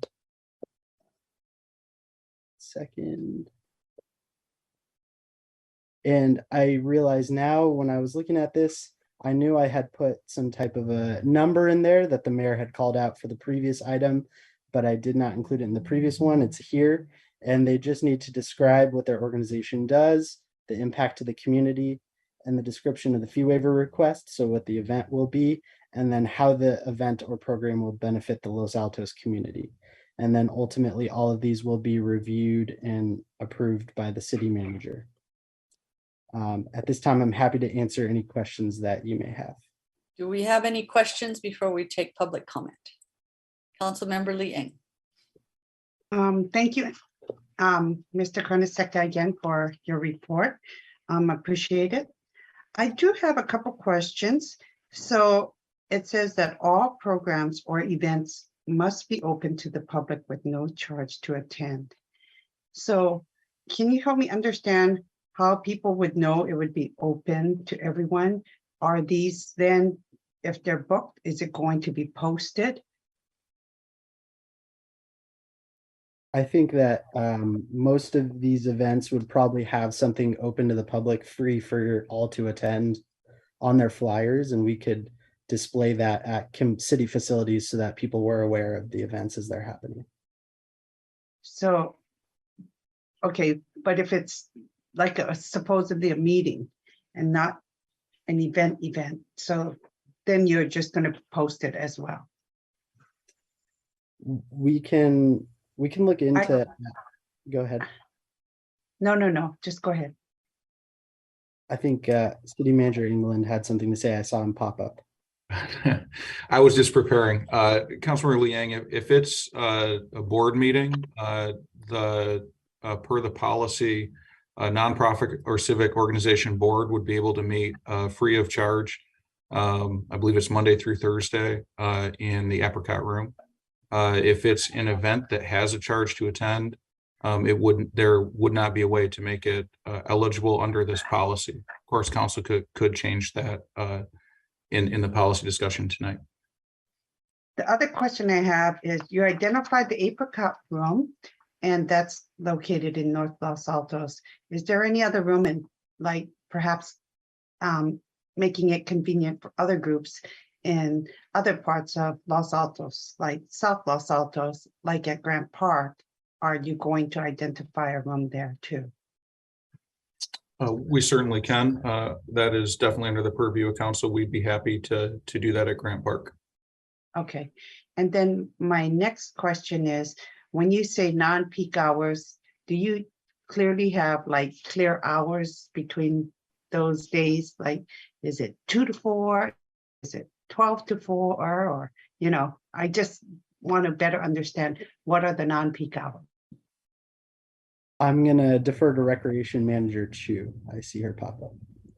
Yep. The identified hours that we were going to target was roughly in the 9 to 4 time frame. Oh, okay. Then there's a big window. That's good to know. That is correct. Okay. Thank you. Thank you so much.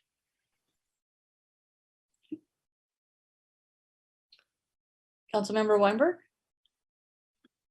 Thank you, Madam Mayor. And Mr. Carnesecca, thank you very much for the presentation and for the work you did on this agenda item.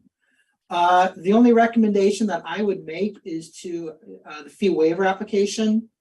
Rather than asking for an IRS 501c3 or franchise tax board number, could we change that just so it says taxpayer identification number? Most of you, if not all of you, I'm sure have not read the Internal Revenue Code. I have done so.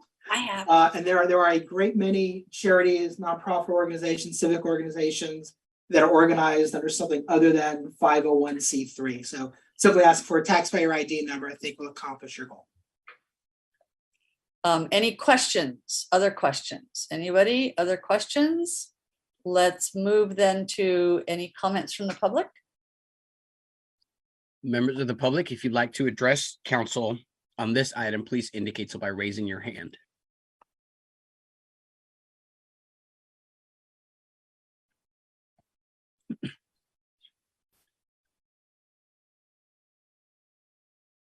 I see 3 members with their hands raised. Okay, would you give them each 3 minutes? Yes, our first speaker is Cindy Hill. Cindy, are you there? Yes, I am. We can hear you. Thank you. And thank you, Mayor Eander and Vice Mayor and the City Council. I'm Cindy Hill. I'm the current president of Lawley, the Los Altos Library Endowment. And Lawley is a nonprofit organization that was created several years ago to provide financial support to our libraries. We host an annual event to thank our donors. And this year we were able to host an in-person event after 2 years. We combined this event with a speaker in the science and technology field because we do it during the month that the library is celebrating and acknowledging science and technology areas. And this is an event that is open to the public. Because of our speaker and the topic, we anticipated that we would need more space than the library orchard room could provide. The library's capacity is no more than 100. We've always been in fear that the fire department would come by and say too many people. As a nonprofit, we applied to the city manager, Mr. England, for an exemption to the fee requirement to use the community center. I'm delighted to tell you that we had over 170 to 180 guests that evening listening to Dr. Longo on the topic of dementia and how to prevent it. I'm happy to report that I remembered what the topic was. I support the passing of this motion. For many people, this evening was their first experience of our new community center, and all I heard were compliments about its functionality, spaciousness, and parking. If we had not had this opportunity to use the community center, we would have had to turn away dozens of interested participants. As the library is a resource of the library, and the library is open to everyone, I encourage the council to approve this policy. We are a really excellent example of a nonprofit being able to give back to our residents by the use of this community center without having to spend money that would normally go into supporting the library. I want to thank you again for providing the city manager this opportunity to, at their discretion, to allow nonprofits to use the facility. Thank you. Our next speaker is Freddie Wheeler. Good evening. Can you hear me? Yes, we can. Thank you. I also want to speak this evening in support of this policy. I am a library commissioner, but I'm speaking in a personal capacity. But I do want to also echo what Cindy Hill just spoke about. The library, many of the people and organizations who support the library, and by supporting the library, contribute to the community. For example, Lawley, the Los Altos Library Endowment, and Friends of the Library have been able to use the community center for events which raise money for the library and are absolutely benefited by being able to host their events at the community center. I believe that our city manager is well positioned to be able to use his discretion to determine which nonprofits have a legitimate request to use the community center for the benefit of their organization benefiting the entire community. So I would urge the council members respectfully to please support this policy. Thank you so much.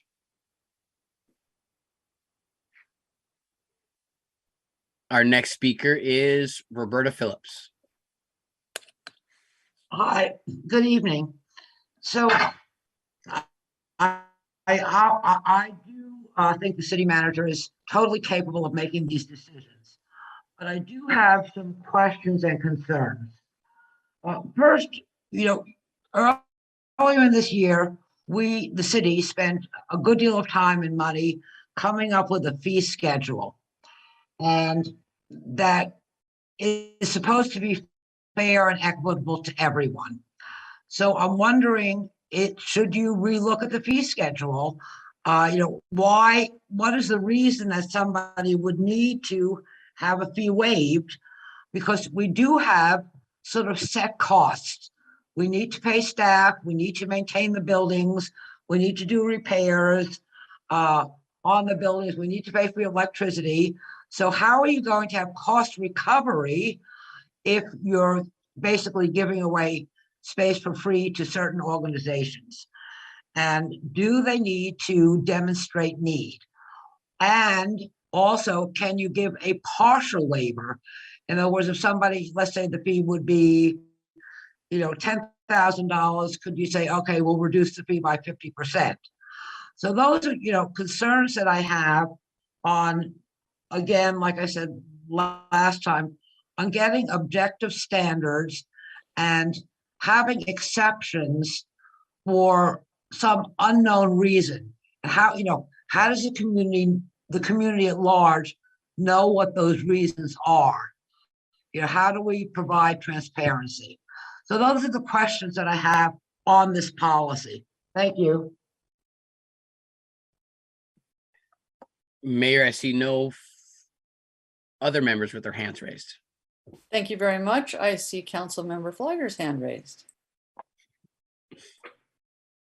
Thank you, Mayor. And Anthony or Gabe, this may be an unfair question because I don't know if you have the data handy, but I'm curious, of all the organizations that have requested fee waivers over the last year, would any of those organizations not qualify under this policy?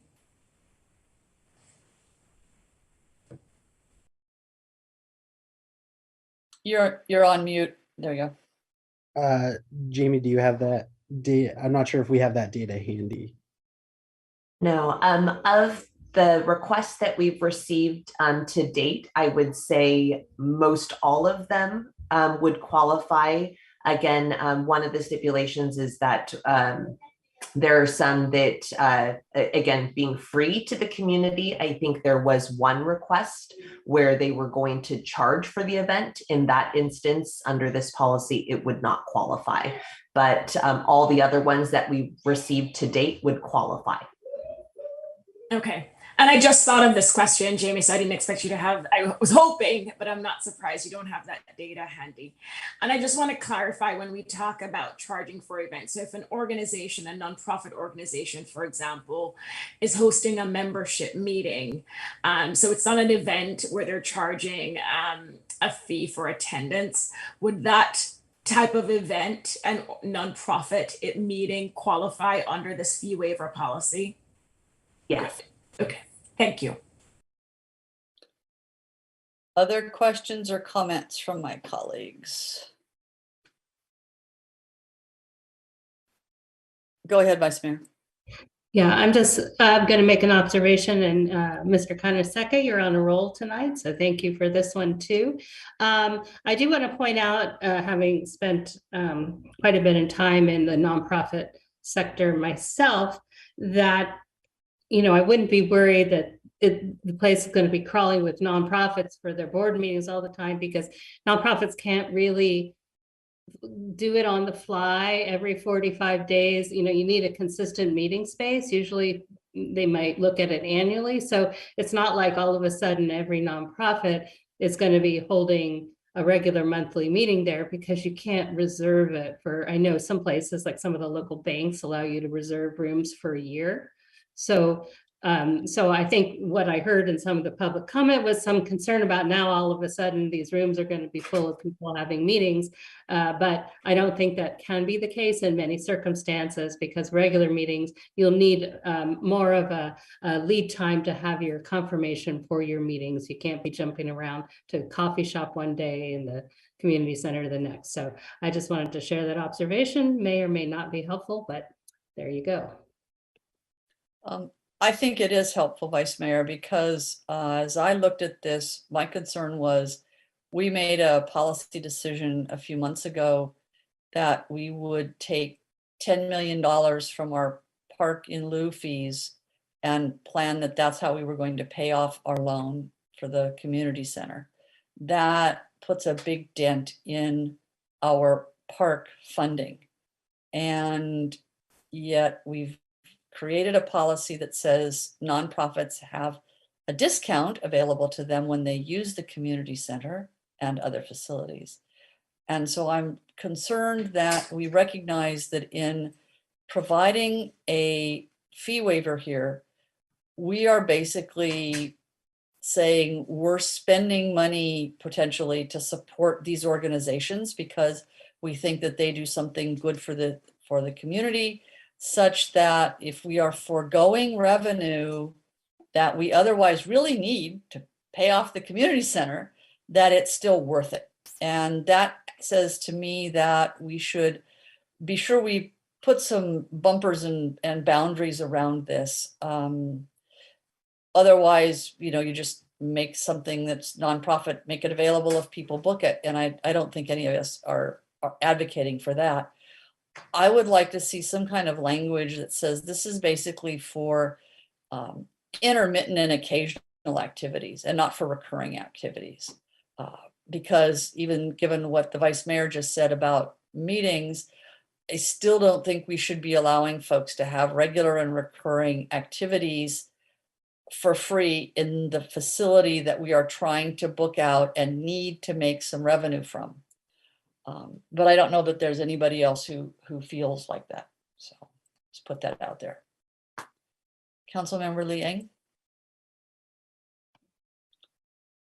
I understand what you're saying, and I somewhat agree, because I think that it would only be fair if there was limitations so other organizations can try to have access to the room as well.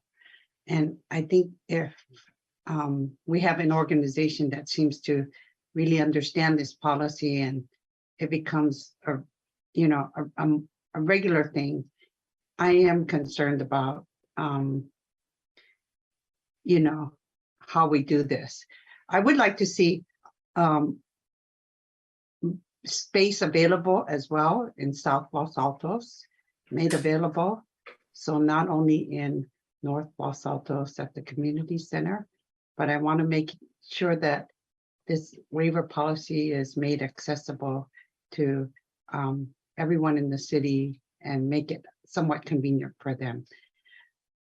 I think that moving forward, it would be important as part of the mid-year budget review that we read information to track like the dollar amount of, so to address some of perhaps maybe the concerns you're raising, to track the dollar amount of fees that we're waiving and the dates that is being utilized and by which organizations. I think it's important because we talked about how it's about currency, about these things. So I think that's important to have come forward at our mid-year budget. And also, I think it's important that we review any ordinances that we have in place that confer benefits to group individuals. So I'll bring that up in future agenda items as well. Okay, thank you. What's the sentiment among my other colleagues? Councilmember Flagger. So on the two things that I think are on the table, I'm supportive of applying it to Grant Park to the extent that staff thinks that's possible. So I could support Councilmember Lee Eng's suggestion. On, restricting nonprofits or civic organizations from reserving rooms or obtaining a fee waiver for regular meetings. I cannot support that. I do not want us to be this prescriptive in the policy. And we'll see how it works. I'm happy to review it after a year or 2 years just to see if any organizations are taking advantage of the situation. But I definitely don't agree being this prescriptive to say organizations cannot book multiple meetings over a period of time. Councilmember Weinberg. I agree entirely with Councilmember Flagler. It makes perfect sense to have a room designated at the Grant Park Community Center. But I wouldn't want to put in place some kind of a restriction where, say, Friends of the Library was told, nope, sorry, you don't get a fee waiver for this book sale because you had one 4 months ago. That would essentially be charging the library to have the book sale for that by Friends of the Library for the library's benefit. And that wouldn't make any sense. I think we're all in agreement that no one wants an organization coming in there every 2 weeks, every 4 weeks to have their board meetings. I think that the city manager understands that. And I think that if we leave it in the city manager's hands, we're going to be fine. And Vice Mayor? Right. I agree with what my two prior colleagues just said, Council members Weinberg and Flagger. And I was using the example I provided to show how organizations, at least ones that I'm familiar with, wouldn't be able to be in there all the time. And in fact, if they wanted that level of regularity, they'd be looking to book. They could pay, I assume, to reserve space on that basis, but they couldn't get free. These are the criteria for free space. So there's some sort of background noise. I'm not sure what that is, but it's not me. I just want to assure you. So I agree with what my colleagues had just said, and I was saying that by nature of this agreement, it would tend to restrict to occasional usage, not recurring meetings that they would have to pay for just by nature of how we're defining this. So thank you, Mayor. Then I will make a motion to approve Resolution 2022 of the City of Los Altos defining a fee waiver policy with the following additional direction to staff, that we get a report twice a year, once at the mid-year budget and once in preparatory to the following budget year adjustments, regarding the amount and organizations that have received a fee waiver for the prior period, and that we encourage staff to identify possible uses at or locations at Grant Park and circumstances under which a similar policy could be offered. Councilmember Weinberg? Friendly amendment, just a request that the application be amended so that 501c3 franchise tax board be changed to taxpayer ID number. Yeah, it needs to be a TIN or an EIN instead of that. Agreed. Yep. Thank you. Anyone else? Can I get a second? Councilmember Lee? I'll be glad to second your motion. Thank you.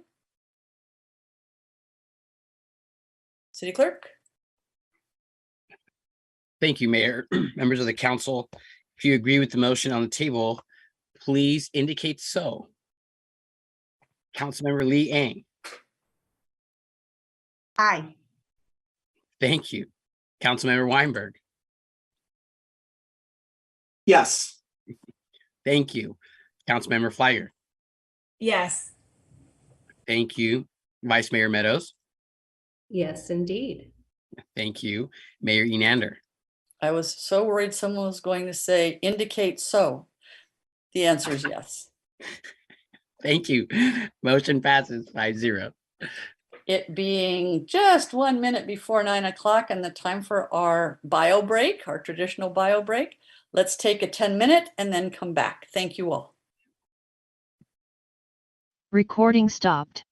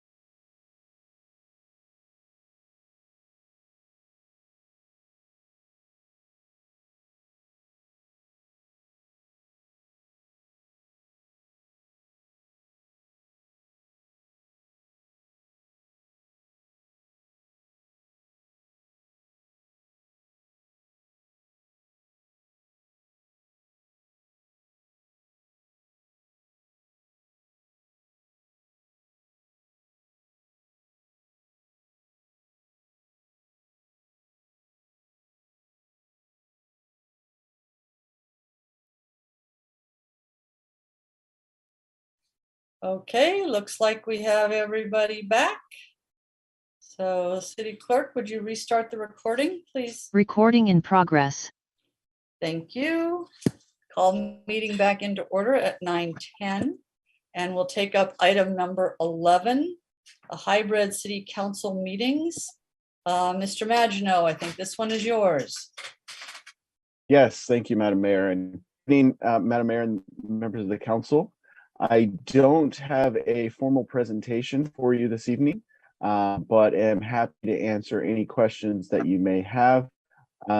Did want to point out that in the council questions and answers, there was a question regarding what other agencies may be hosting hybrid meetings, and that was provided. I do have a table that I can call up of other cities in the county and what they are their current status of their meetings. But other than that, I am happy to answer any questions that the council may have. I think that calling up that table would be very helpful. Just go ahead and do that, please. Okay. Apologies.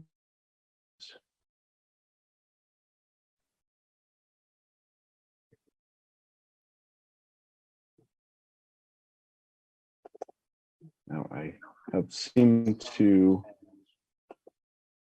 there we go. So as you can see, there are still a number of other agencies that are holding virtual only council meetings, council and commission meetings.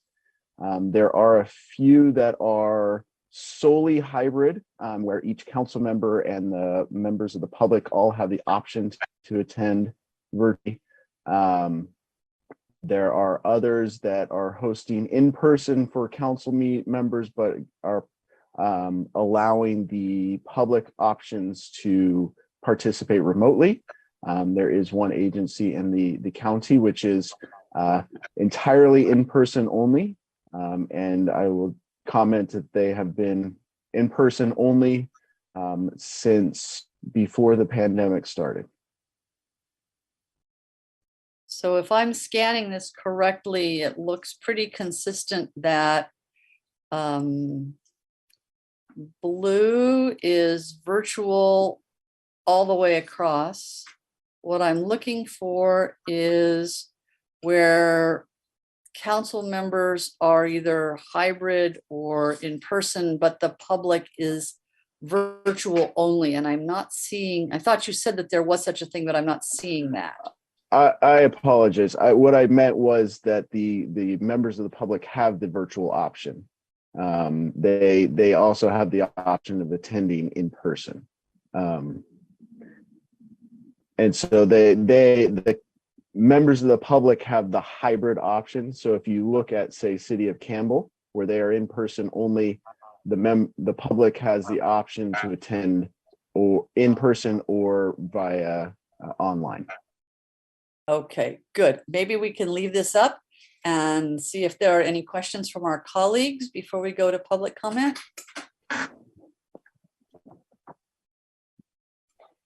We have any questions from council members? I'm not seeing anything. So Vice Mayor, go ahead. This is just, can you make it a little bigger for me? I'm sorry, it's really hard, especially with all that real estate given to your toolbars. So yes, I need every pixel you can give me. Thank you.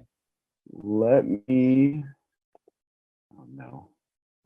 I knew at one point how to hide the toolbar, but apparently, well, this is probably okay. This is better. Okay. Oh, bottom, the right-hand side, the left, it says focus. I think if you click that, that might take away your toolbar. Bottom right menus. Bottom right. Oh, there we go. Try that. I bet that might. Oh, you know what? That made it. Well, that's all right. This is better than it was. Oops. I'm sorry. I clicked the wrong button and closed out of it. So John, on the ribbon, if you go to the far right hand side, there's a small little down arrow. That'll let you minimize or get rid of the ribbon. Okay, I'm gonna try that.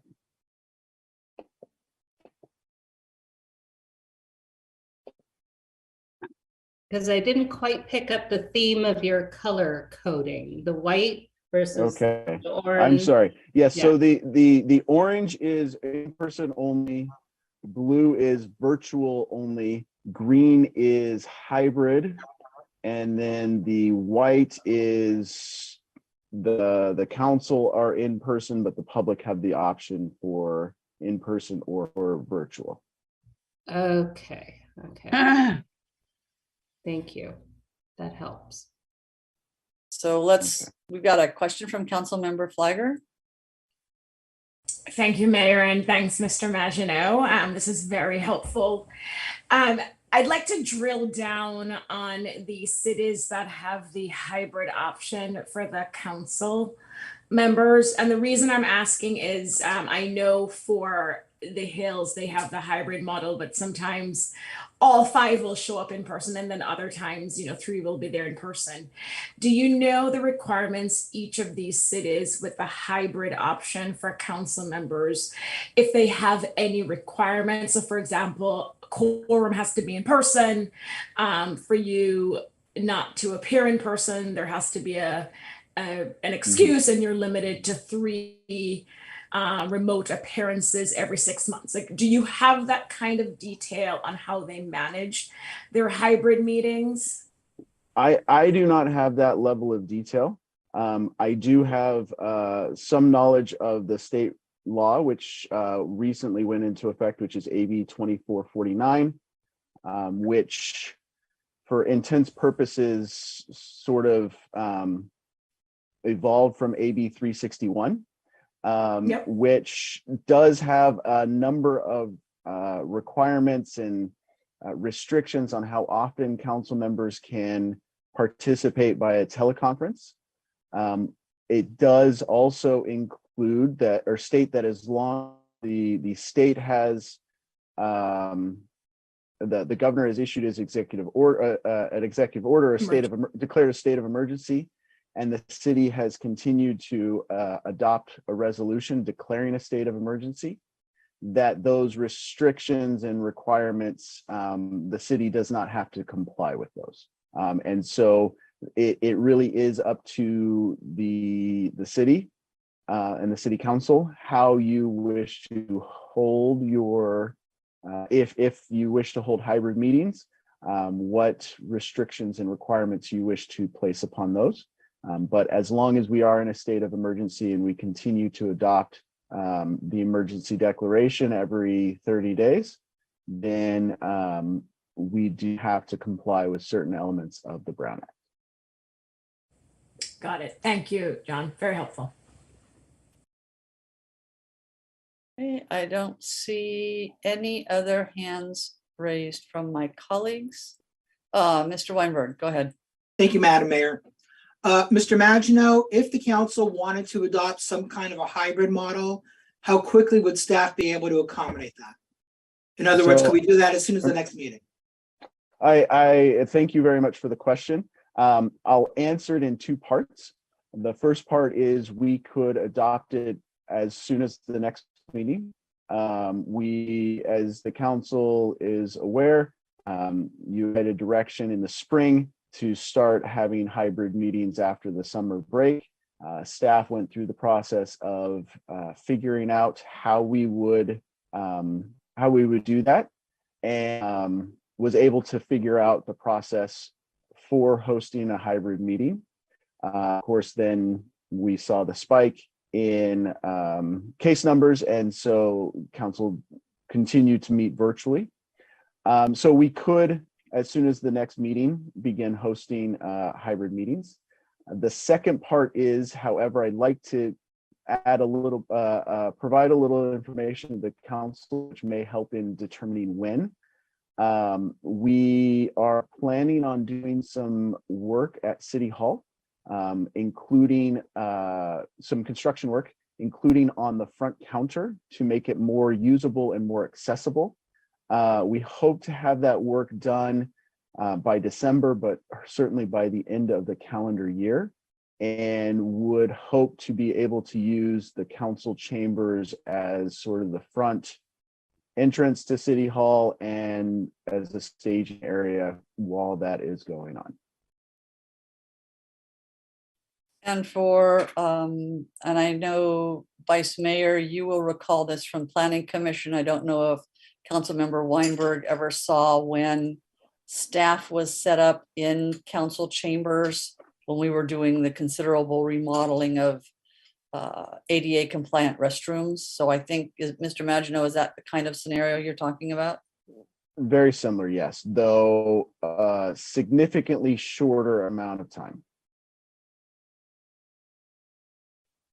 Okay, any other questions before we go to public comment? Mayor, sorry to interrupt. I see our city attorney with her hand raised. Thank you for watching out for the city attorney. Would you please put her up for us?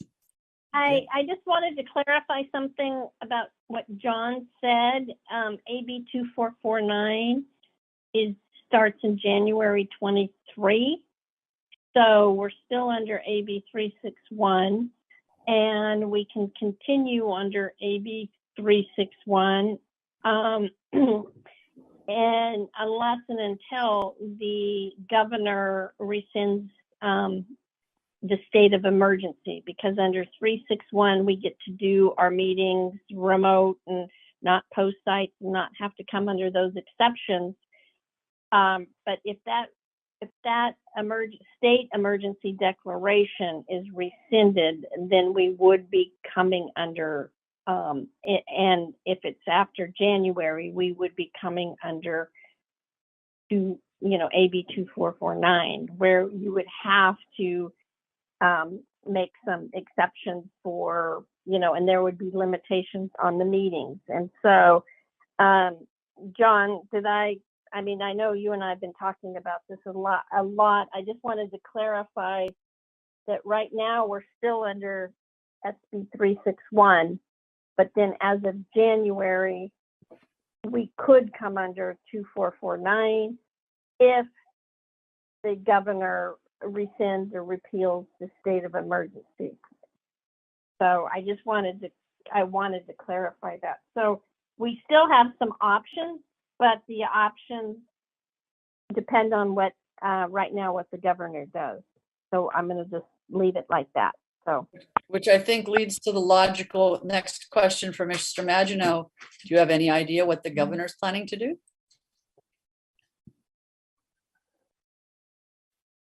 None that I'm willing to share in a public meeting. No, I have no idea what he's planning to do. I do know that the county health officer continues to recommend measures to protect individuals. Face coverings are strongly recommended throughout the county and are required in certain high risk settings, including hospitals and care facilities, etc. I don't foresee the circumstances changing in the state in the next just over 2 months, that the governor would rescind the state of emergency prior to AB 2449 going into effect. Okay, Councilmember Flagger and then Councilmember Weinberg. Thank you. And just to clarify, even if the governor doesn't rescind his emergency order, similar to the other jurisdictions that we saw that have already done in person only or hybrid, we still have the option to meet in person or do a hybrid model even under the emergency order. John, I am all confused based on your response to Councilmember Weinberg's question. Then I've done my job. Are you saying... Congratulations. Are you saying that if we wanted to, as a council, to return to in-person or hybrid, that we would be able to do that starting at our next October meeting in City Hall and in the council chambers? Or are you saying that we would not be able to do that until January because between now and the end of the calendar year, you will be using council chambers for staff seating? I just want to make sure, when would it be available to us? Because obviously I can't imagine any council member wanting to interfere with the plan to redo our front counter to serve our community better. So Sure. you're telling us, please don't move to council chambers yet. Let us know. What I am saying is, if the council direction is we want to begin holding in-person or hybrid meetings, that we could begin hosting those at the very next council meeting. And if that is the council's pleasure and direction, we would figure out something else for the front counter area. I don't have a date as to when that is going to start fully. And so I couldn't tell you exactly when the chambers may be needed for another use. You're off the hook now, Mr. England. Fixed his video. Councilmember Flagger, the current plan is to use the council chambers for staging while we complete ADA repairs to the front counter area. We hope to have the ADA repairs completed by the end of the year. If council feels strongly, we can make other staging arrangements. I want to be very clear, that's our plan, but we can change that plan based on council direction. Councilmember Weinberg. Thank you again, Mayor. I've had a feeling for a while that there's been a conspiracy to keep Sally and I from ever experiencing a council meeting of the chambers. And I think now I know who's behind it, John. How feasible would it be for staff to set it up so a hybrid council meeting could be held where the in-person part of the meeting is in the community center?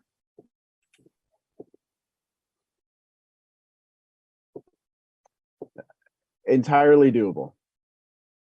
I would not want to promise the next council meeting, however, but I do think that assuming that the rooms are open or available, I do believe we would have capabilities that we could figure it out. Thank you. Vice Mayor, I thought you had your hand up, but now it's down. So it was kind of the same question, because we had said we'd hold meetings in the community center for a while, and then it went on so long it was back to council chambers. Right. But but you answered the question already. So yeah, it is getting good. I will say we will be able to. I'm confident we can host meetings in the community center. They may not be as clean or efficient as they would be in the council chambers, but we certainly could host them there. So I think City Clerk, with that, you can ask if we have any public comment on this item. I'd be happy to, Mayor. Members of the public, if you'd like to address the council on this item, please indicate so by raising your hand.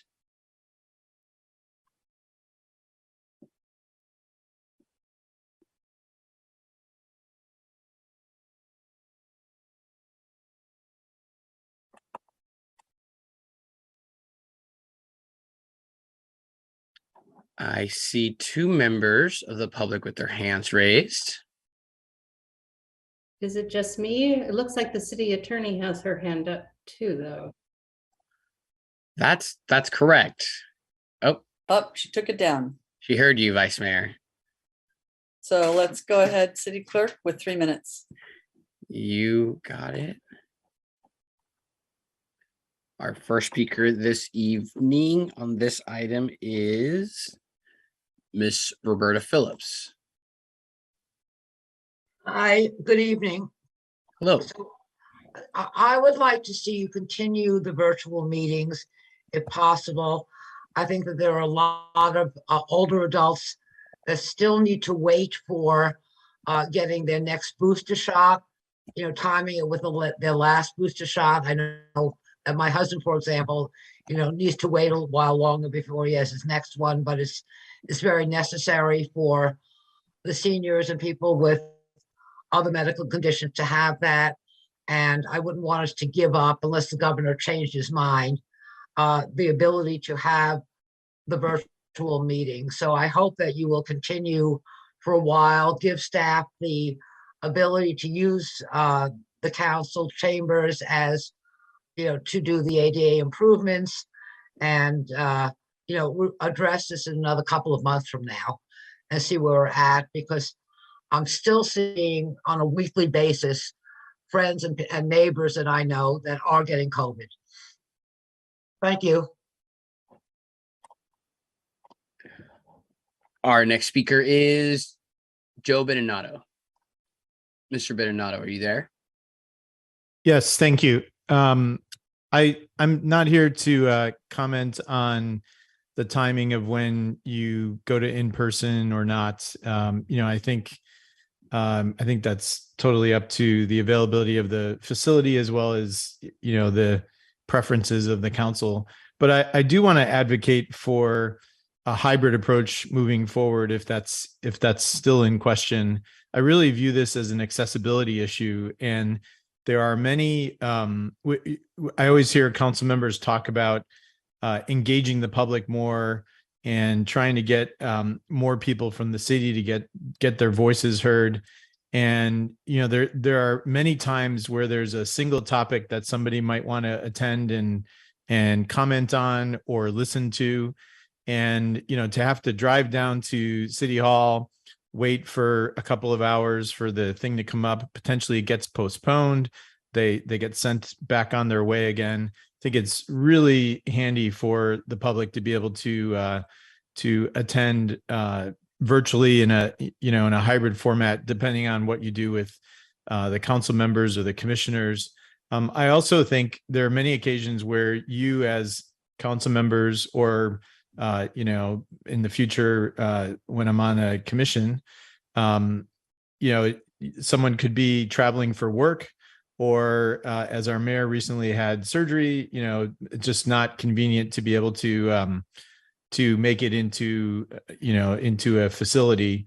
And it's much easier to do from home, within limits, of course. I think that was mentioned earlier by somebody, but I do think that council members and commissioners should have the option to attend virtually if they need to, and that it's always available to the public. I just, in the same way that Apple designs accessibility features into their iPhones, which certainly benefit those who might need them every day, but benefit a much larger group of people who maybe their eyesight's starting to go and they need bigger fonts. I think accessibility to these meetings in a hybrid fashion is really important. We now have the technology to do it. Other cities are doing it, so let's make sure we implement this moving forward. Thank you.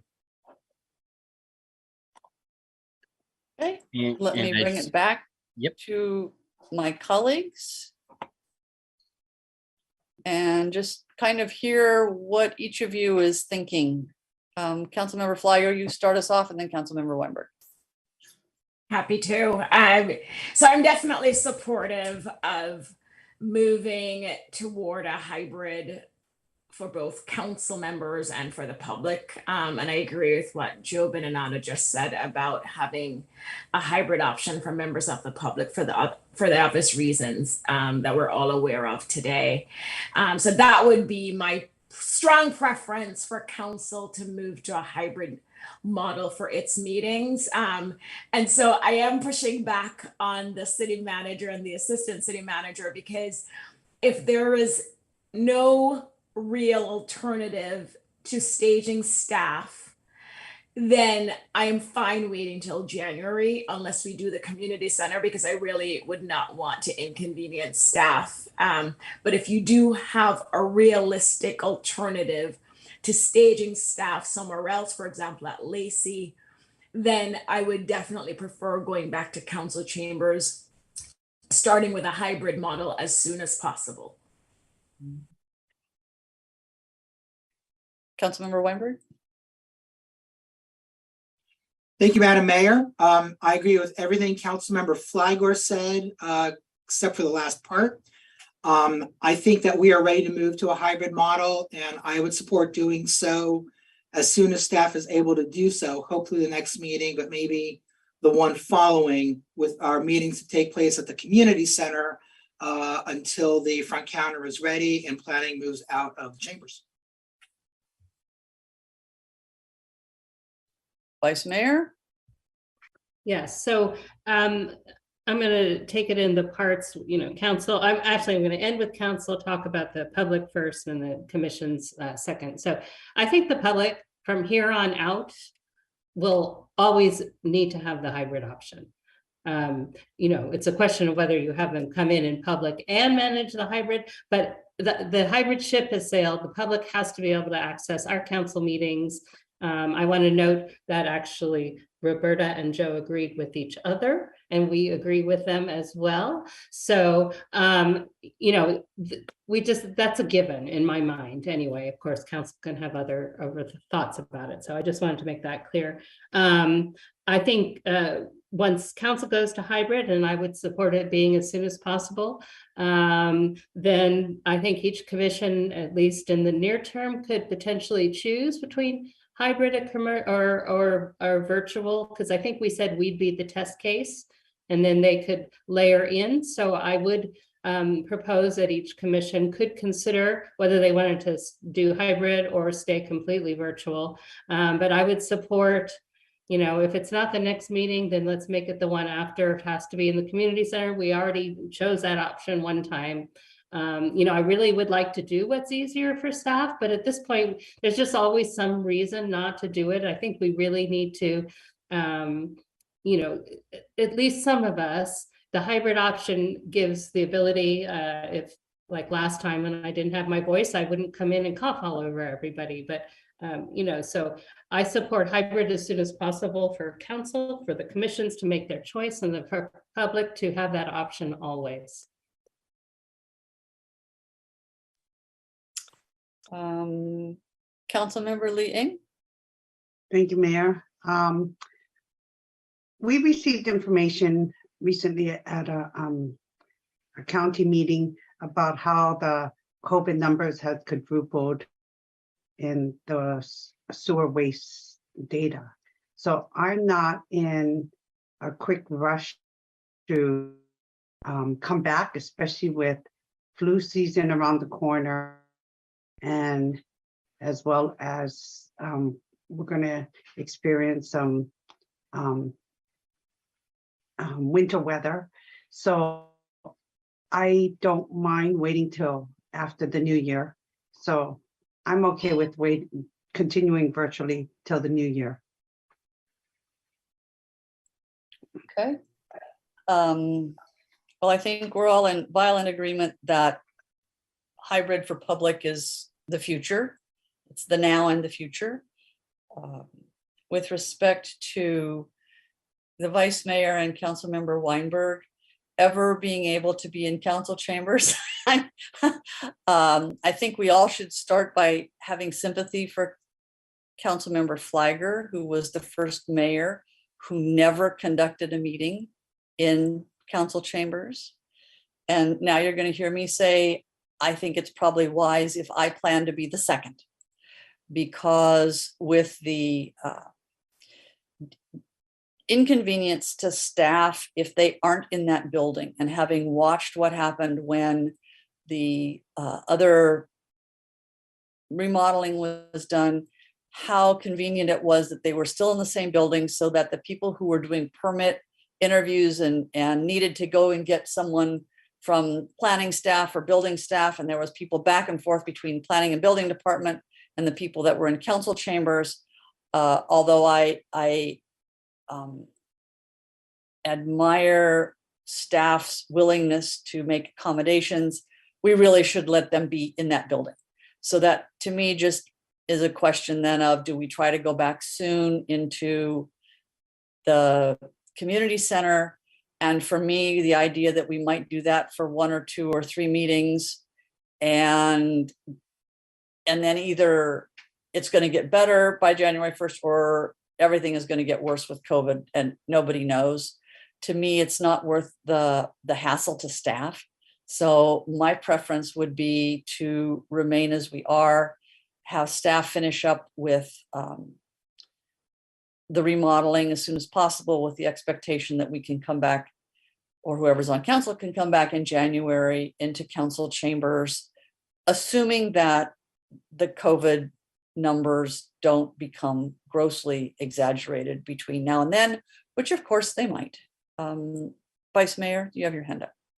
Yes, thank you for giving me a chance to comment again, because I did forget to, I had asked a question in the Q&A about whether we could still keep renewing the emergency resolution while meeting hybrid, i.e. some of us would be in person and not. And the answer, as I understand it, Mr. Maginot, was yes, we could do that.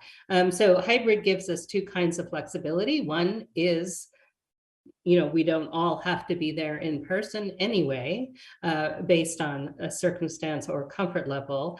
And we could go, I think, immediately or as soon as data supports it, back to virtual if there was some huge surge. So I must admit, I used to keep up with the numbers a couple times a week, and I haven't looked at them in the last few weeks. So last time I saw it, the sewage numbers had dropped down quite a bit, but that's a few weeks ago. So you know, but Mr. Maginot used to track that as well. But I would still, a hybrid does not disallow some from not attending the meeting in person. Sure, and absolutely. I'll just tell you that I spoke with Mayor Burt. We were at a meeting last week, Mayor Burt from Palo Alto, and he reported a significant uptick in the numbers, enough to be concerning to him.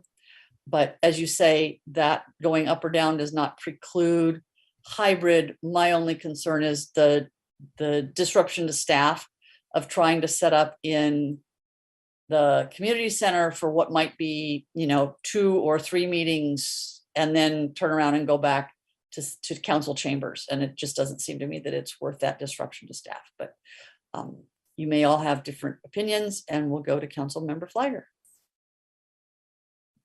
And just based on the comments so far, Mayor, and I am sure you're tracking too as Mayor counting votes, but it sounds like 3 of us are in favor of going back to a hybrid model for council members and 2 aren't. And so that's the beauty of the hybrid model, especially if we're still operating under the governor's emergency order, where we can develop the hybrid model to look however we think it would work for Los Altos. So for example, you know, if the governor rescinds his order and then we're under the new law next year, then that's different, because there are very strict requirements about the number of people who need to be in person and the limit on the number of times a council member can appear remotely. But that's not what we're operating under. We're still operating under the governor's emergency order, which gives us a lot of flexibility in devising this however we think it works for staff and our council members.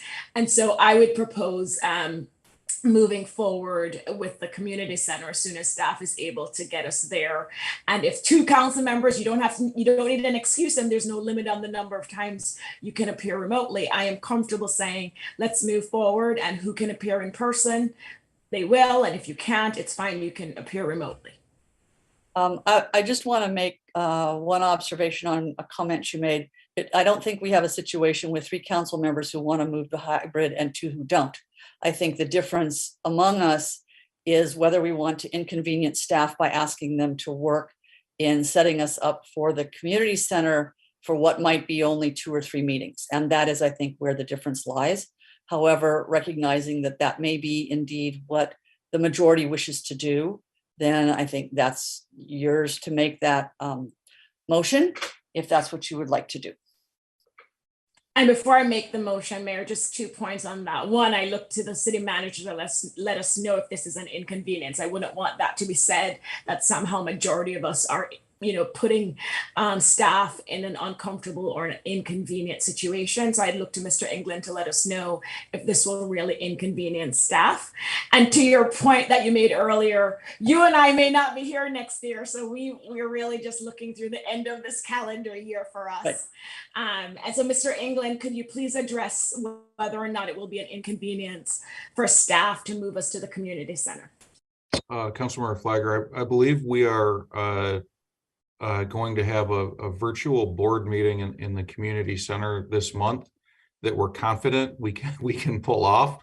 So I don't believe it will be an inconvenience. Assuming the meeting goes well, our council meetings, if they're in the community center, would be in the same room, which is likely Sequoia.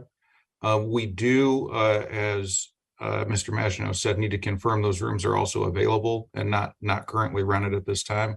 And I don't have the answer to that.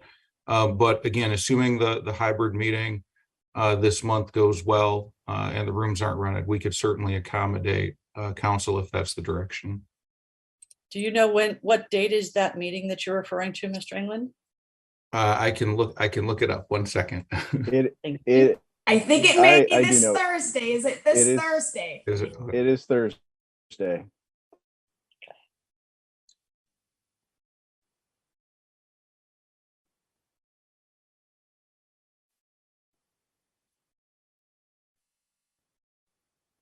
That being the case, is there someone who wants to make a motion? Mr. Maginot seems to be quite convinced that it's Thursday. So we'll take him at his word. Councilmember Weinberg? Thank you, Madam Mayor. I move that the city council move to a hybrid format of meetings as soon as is reasonably possible for staff to accommodate, with the understanding that our meetings will be held in the community center until such time as the planning department is able to vacate the council meeting chambers. Okay, I have a question for staff regarding that. And that is, how many of the public will that room accommodate? Mayor, depending on how we set it up, that room has a capacity of 83. Because of how we set it up, it would be less than that. But I think it would certainly be sufficient for the public to attend in person if they chose to do so. Thank you. We have a motion on the floor. Do we have a second? Councilmember Flagger? I will second it, Mayor. Okay. City Clerk? Members of the council, if you agree with the motion on the table, please indicate so by answering in the affirmative. Councilmember Lee Ang. Gray abstain. Thank you. Councilmember Flagger. Yes. Thank you. Councilmember Weinberg. Yes. Thank you. Vice Mayor Meadows. Yes. Thank you. Mayor Enander. No. Thank you. Motion passes 3 in favor, 1 abstention, and 1 nay. Thank you. So now we'll move to item number 12. This amendment to the city manager's employment agreement would increase his base salary by $12,500. So the new base salary would be $275,595 per year. It also would make a change to the housing assistance, not in the amount of money, which is and would remain at $2,500, but as a benefit separate from his base salary would be extended for up to 6 years from his initial date of hire or until he purchases a personal residence, whichever occurs first. And so I'm going to guess there's no questions from my colleagues. If so, please raise your hand. Otherwise, we'll go to public comment, if any. Mayor, could I say one thing first? I'm sorry, I think if I heard that right, I think you might have transposed the numbers on the base salary to 275,000. It's 257,595. I wrote it incorrectly. Yes, 250. Thank you. Increase by 12,500 to $257,595. He knows what he wants to get paid.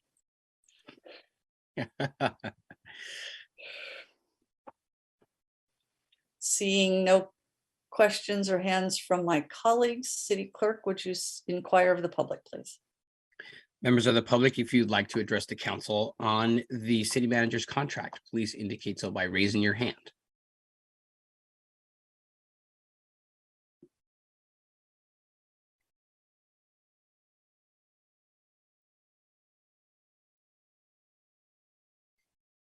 I see two members with their hands raised, Mayor. Okay, let's give them 3 minutes, please. You got it. And our first speaker tonight is Ms. Janine Valadez. Oh, good evening. I'm speaking as a member of the public, not as a Parks and Rec Commissioner.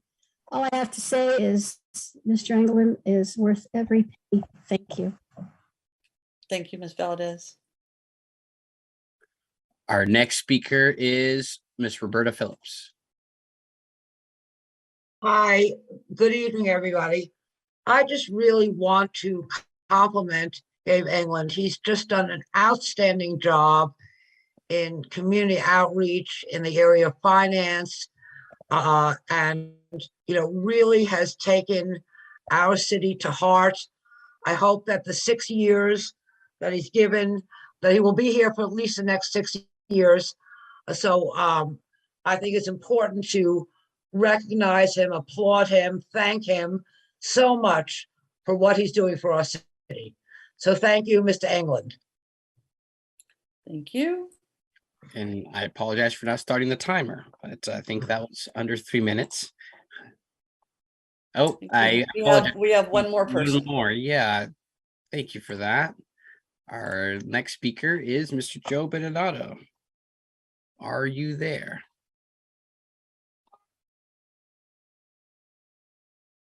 Thank you. I'm gonna have to agree with Roberta, believe it or not. Gabe, I just want to say thank you for everything you're doing. I know that this group of residents and others involved in the government can sometimes be difficult. I know we ask a lot of you and your team, and you're kind of building the airplane as it's going down the runway.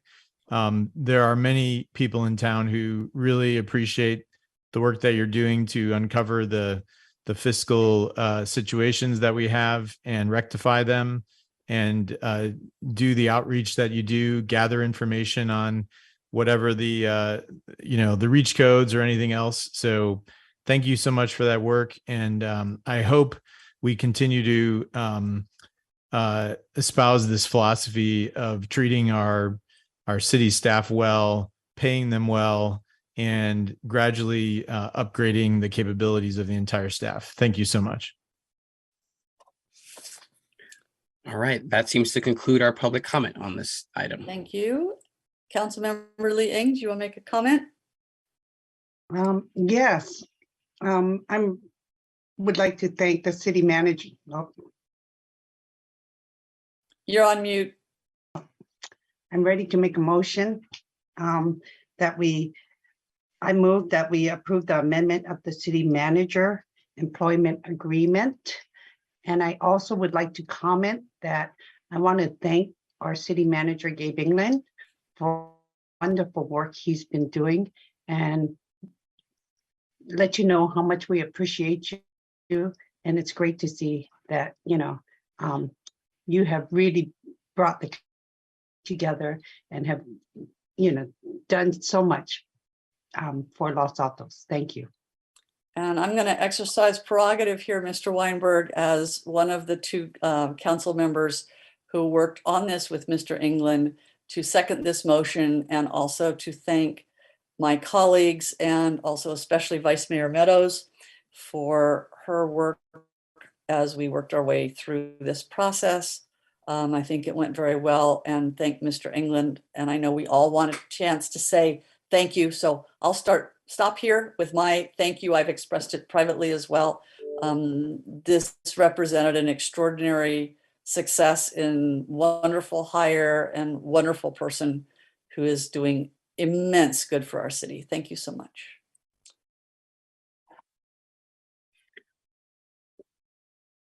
Vice Mayor. Thank you. And I can see him blushing even with his tile invisible. I think so. I think so. Thank you, Gabe. So I heard a motion in a second. Am I okay to proceed with the? No, because council member Flagger has to get her 2 cents worth in too. You know I do. I will be brief. I'll just say big thanks to Gabe. What a year. Really appreciate everything he has done for this city this past year. It's been amazing. And look forward to many more years, 6+ years. Thank you. And Councilmember Weinberg. You're on mute, Councilmember. All right. Thank you, Mayor. And Gabe, thank you. I echo everything that my colleagues have said, as well as the 3 commenters. Go ahead, City Clerk. Okay, now members of the council, if you are in favor with the motion on the table, please indicate so by answering in the affirmative. Councilmember Fliger. Yes. Thank you. Councilmember Weinberg. In the affirmative. Thank you. Councilmember Liang. Yes. Thank you. Mayor Meadows, Vice Mayor Meadows, I'm sorry. Yeah, yes. Thank you. And Mayor Enander. Yes. Thank you. Motion passes 5-0. Thank you very much. Mr. England, don't spend it all in one spot. Let's move now to item 13, tentative council calendar. Is there anything, Mr. England, that you want to bring to our attention? No, Mayor, the tentative council calendar is for information only, so we wouldn't make any changes at this point. Okay. Councilmember Fliger. Thanks, Mayor. I'm just curious, Mr. England, on the October 25th list of agenda items, we have AB 1266. What is that? I am not certain. Okay. Maybe the city attorney knows the answer. I see her hand raised. Let me help her. Hey! I am here. No, AB 1276, that is part of the I'm trying to think. It's part of the recycling program and the countywide program that we are entering into for, I believe it's the compostable waste. Anyway, it is a report, and it's on there, and I keep getting it mixed up with 1383, and I'm sorry, I'm throwing numbers all around. But it will be coming back and or coming to you, and it's more about the countywide and what we're doing countywide with recycling of certain waste. That's all I can say at a very high level. And no, city attorney, I can stop you, city attorney. So it says 1266. I know it's I know what 1276 is. So the confusion is somehow someone did a typo.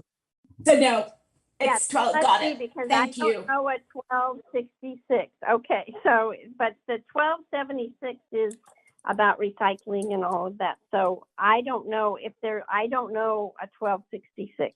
So if there is, someone else can chime in.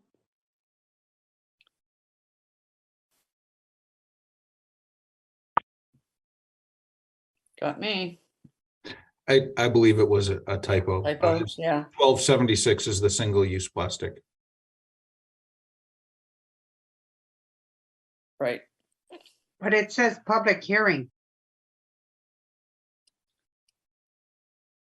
Yes, I think so. Again, without getting into too specific of a discussion, I think 1276 will probably come through Environmental Commission, then come to council for a public hearing. Right. Councilmember Weinberg. Thank you, Mayor. When will the open government policy finally come to council? With a little luck, by the next meeting. With no luck, then in November.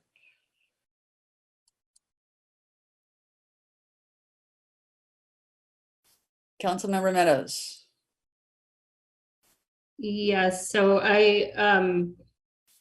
and I know we just talked about this last time, but when we have an idea, when staff will recommend that we have our first hybrid versus all virtual meeting, it would be good to know, like before the agenda comes out or something, as soon as it's a little bit of notice is what I'm asking for. And probably as I look at the tentative calendar, the joint meeting with commissions, that's probably a better virtual meeting, maybe. I mean, with all the commissions coming in and out and all that. So, so that wouldn't, again, my colleagues may have a different opinion, but anyway, I'd like some notice so we know. And that meeting on the 1st is probably better suited to virtual with all the commissions, just my opinion.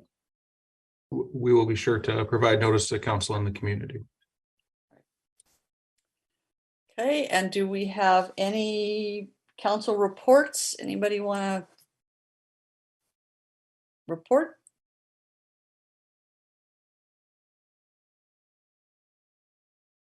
Councilmember Flagger, go ahead. Thank you. I see the chief is still on, and I wanted to give her special recognition and appreciation for attending the teen substance abuse session that was co-hosted by the County of Santa Clara, the LASD, the Los Altos School District, and the City of Los Altos.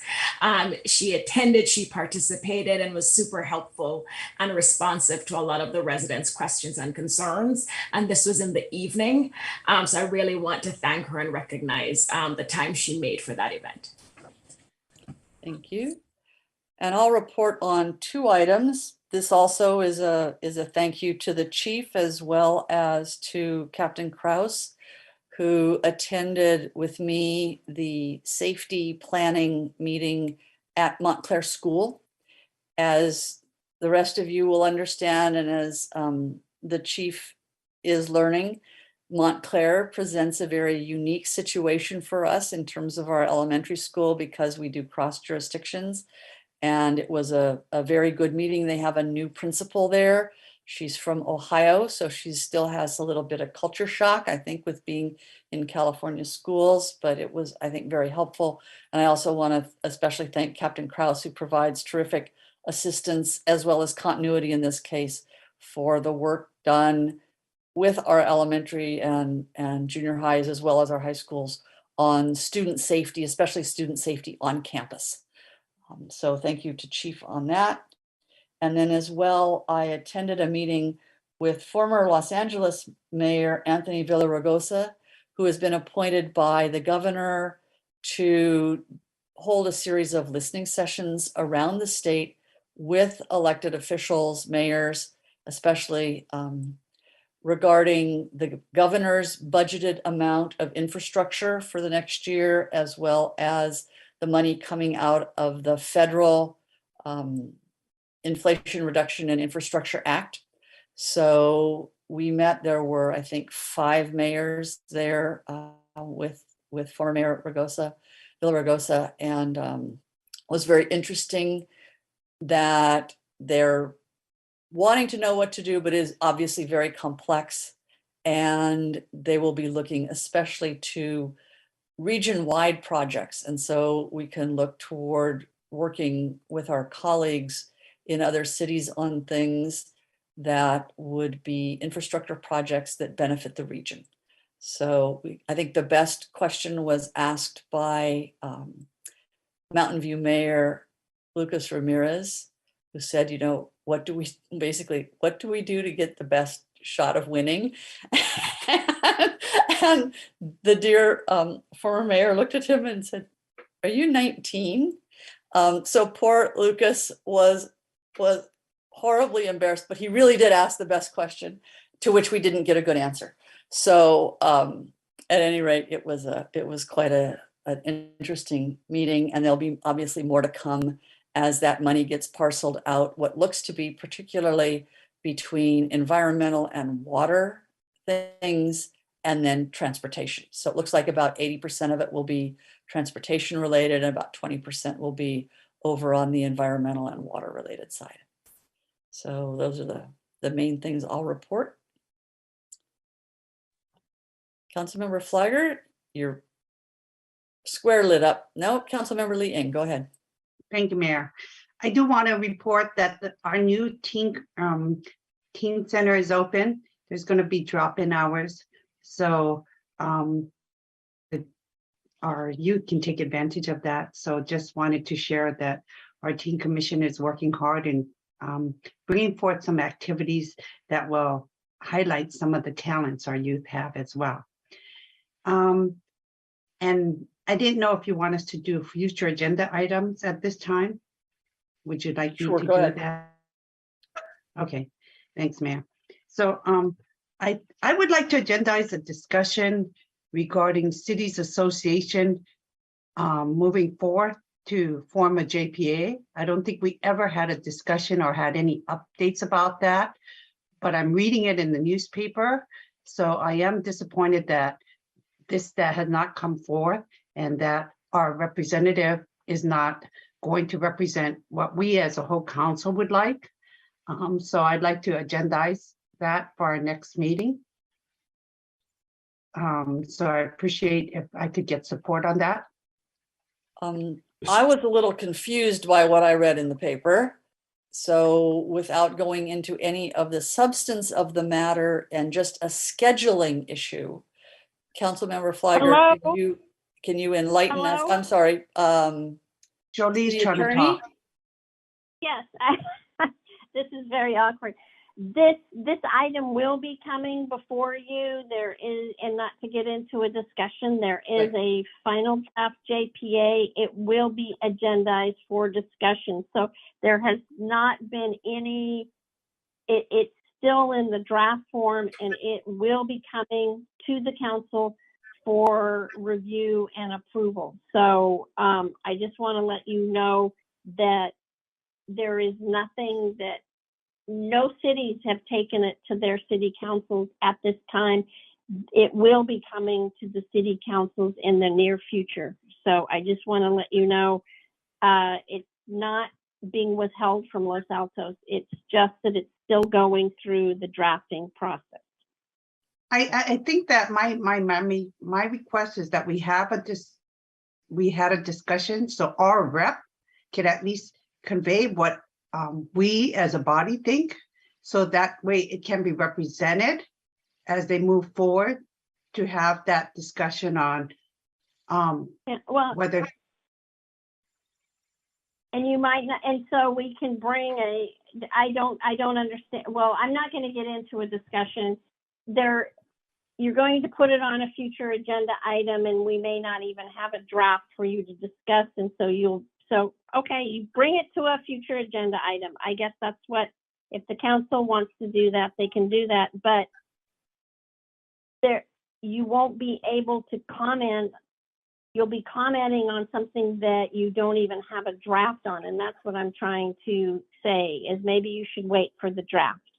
I think the confusion here. And Mayor, if I may, point of order, I'm going to Sure. try to stop this train wreck. And since my name has been implicated here, I just want to make sure that we're not getting our facts from the local papers. Yeah, and that if you have questions, please feel free to come and ask the actual representative about the process. There's a lot of misinformation and assumptions out there. The process is that we will get a draft as a cities association board, which we haven't received yet, as the city attorney said, and the vote that the board will be asked to take at that November meeting is to take the draft to our individual councils.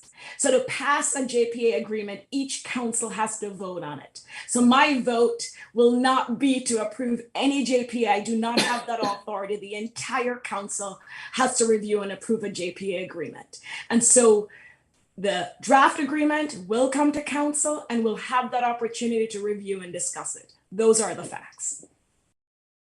I think what I was asking was, aren't they going to even have a discussion of whether or not to move forward on whether to have a draft? I think then we should be able to have, have a say as to how we direct our representative to represent our concerns. Well, we're getting into a discussion. If we want to put this on a future agenda item, it's going to be premature, but at the time when the JPA comes to the council will be able to decide to enter into a JPA or not. And so that's when you'll be able to say that you agree with the JPA or not. But if you want, if there's support to have this on a future agenda item, we could have that, but I do believe it's premature because you don't even know what JPA says at this time. So I think it will be coming forward in the next month, and then the JPA will be in front of you, and the this city council has to approve to enter into that JPA or not. And that is when you're going to have the say on the JPA. The point is that they're having a discussion, and you have all these representatives from various cities deciding on whether to even move forward to draft the JPA. And that's the point I'm trying to make. So, Mayor, I think at this point. No, but you don't understand. The JPA has to be approved by all the local agencies. No, and I know that the city attorney and Councilmember Liang are talking at cross purposes. Neither of them are understanding the other, I think. Mr. England, do you want to straighten this out, or you want me to take a crack at it? Well, Mayor, I was just going to say at this point, I think we need to decide if there's support to have this on a future agenda item or not.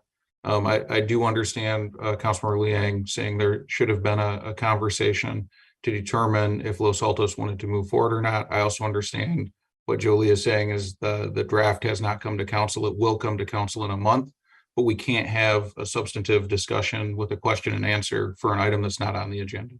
Right. So I think that's the question that the council member is trying to raise, which is what is going to try and get some information about what is going on, what has gone into this, what are the decision points and all that kind of thing. And I understand the city attorney's point, which is it's far enough down the road right now that it's proximate time, from what I'm understanding, where this will come to all of the cities for a discussion and be agendized anyway. So the question would be, is there any point in having a discussion prior to that about the JPA process or any input on that? And I'm not sure that I'm in a position to make a judgment on that. Councilmember Flagger, do you want to make a comment? So Mayor, I'll just say, I still don't understand Councilmember Liang's question, but I will say, just to reinforce what the city attorney has said, which is the JPA agreement, the draft agreement, assuming majority or more of the Cities Association board members vote to forward the draft to each council to review, discuss, and approve it. That should happen within the next 2 months, definitely by November. I know that's the timeline. And so we as a council will have an opportunity to say whether or not we want to move forward as part of the JPA. And if we do, what's contained in that agreement. That's when we'll have that opportunity. I have not taken a vote on this JPA on behalf of our city council, just to make that clear, because the entire council has to make that decision, and it's a two-step process, and that will all come to us, and we'll have to agendize it because there's a timeline.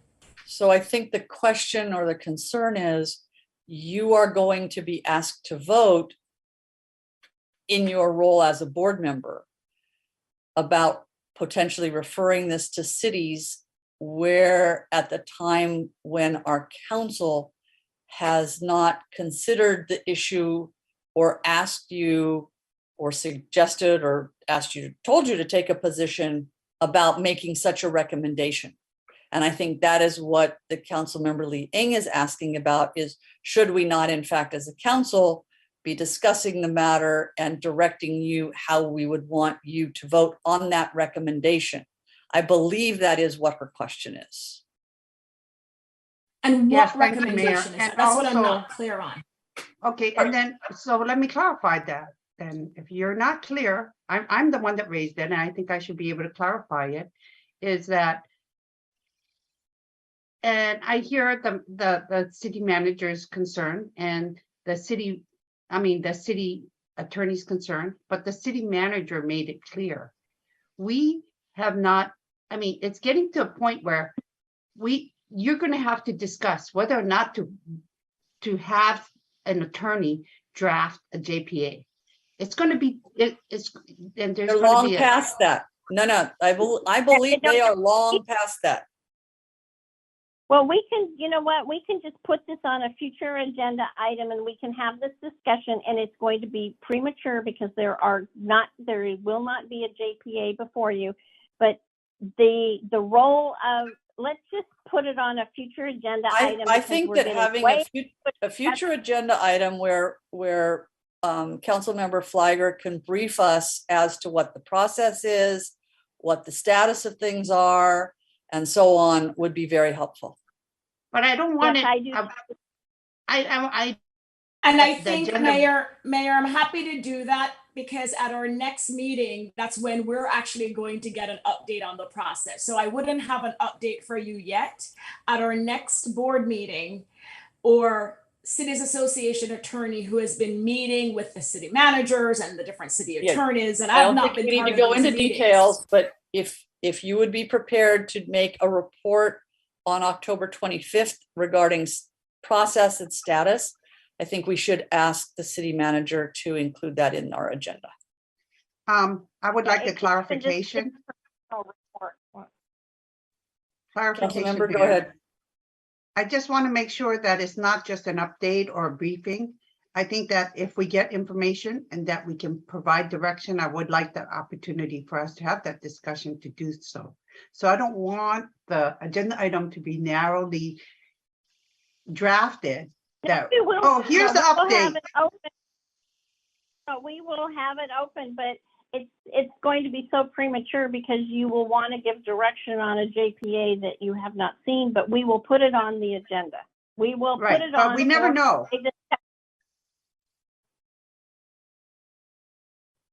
Mr. Weinberg? Thank you, Mayor. This doesn't make any sense to me. As the city's representative on the Emergency Operations Area Council, I get agendas, I take votes. Virtually everything we vote on is not controversial. I don't come back to council. The council has established a policy of not allowing us to take a position on legislation without getting the council's approval. But I have to believe that Councilmember Lee Yang, as our representative on the Water Board, has voted on an awful lot of things without first coming to the council to try to get our collective direction. We live in a representative democracy and we're all elected, and part of our elected duties is to participate in I don't think regional that's boards. the discussion we need to be having right now. We are off. I'm sorry, Councilmember Weinberg, we're off agenda. We're going to get this on the agenda. Everyone will be able to share their input at that time. And we will bring it back, the pros and cons about this JPA that we will most likely not have a draft of, but we will bring it. Councilmember Flagler can update and everybody can put their input in, but we really need to stop this discussion. It's a future agenda item. Thank you. We will have a future agenda item. Mayor, I'm not done. Go ahead. Okay, earlier when we were talking about Agenda 10, I said I'd bring it up at future agenda items, that I'd like to have staff review any ordinance in place that can fit to a group or person. I'm sorry, that what? You dropped, your voice dropped out there for a moment. I'm so sorry. That we have a review of any ordinances in place that confer benefits to any group or person. And I hope that we can have that done.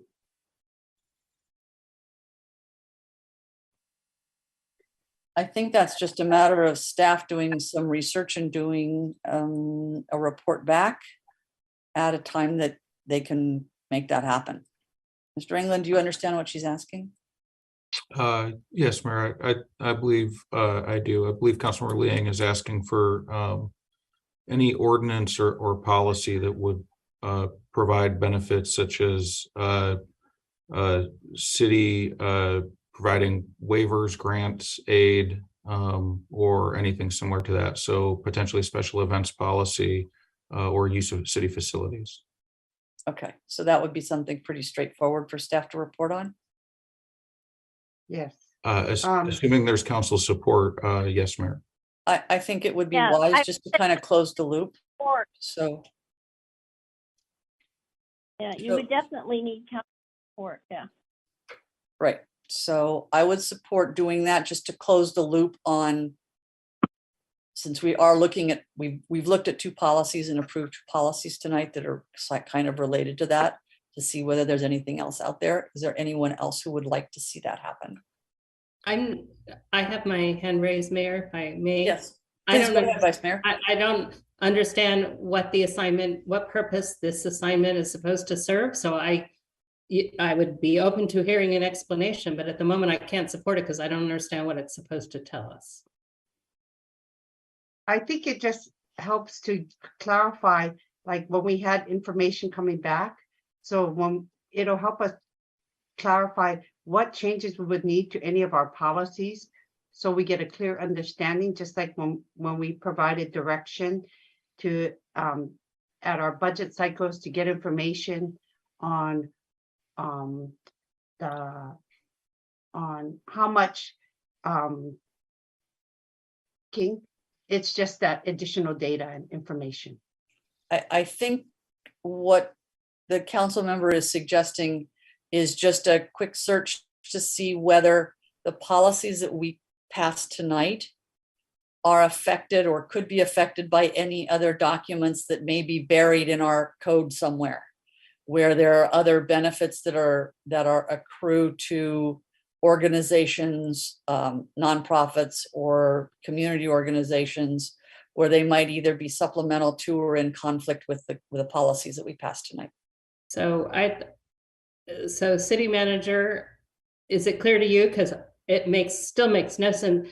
It makes no sense to me. What is this supposed to clarify? What is it even that you're looking for? I don't get it. It sounds like you're looking for loopholes to the policies that we just passed tonight. So maybe looking for conflicts. What I Yeah, we don't want to make sure there's no conflicts, because like when they identified a policy that we passed earlier as well, that does the policy we brought up as well amend it? And does that come forward, or how do we search for these policies? So, I couldn't even find the policy that we amended. City attorney. We should just, why don't we just see if we've got support, bring it back with a staff report or without a staff report? And I don't even know what it is. What is it?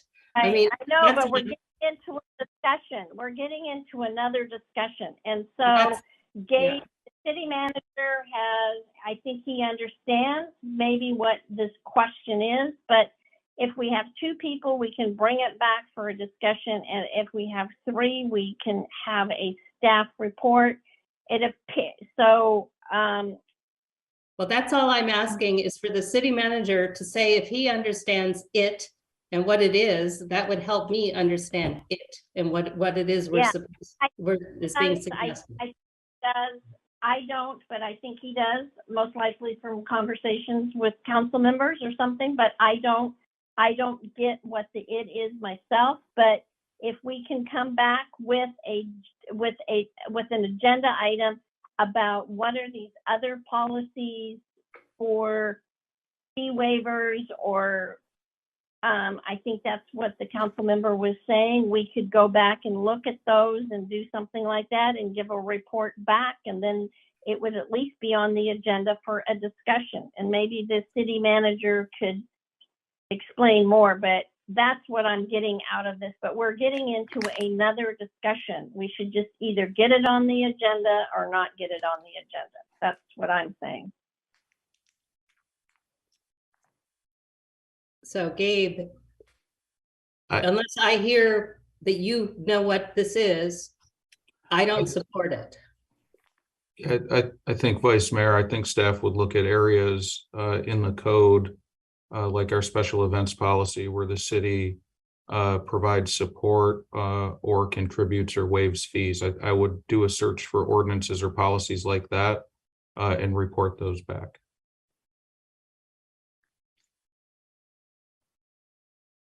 I understand what it is, but I'm not going to say anything further, so I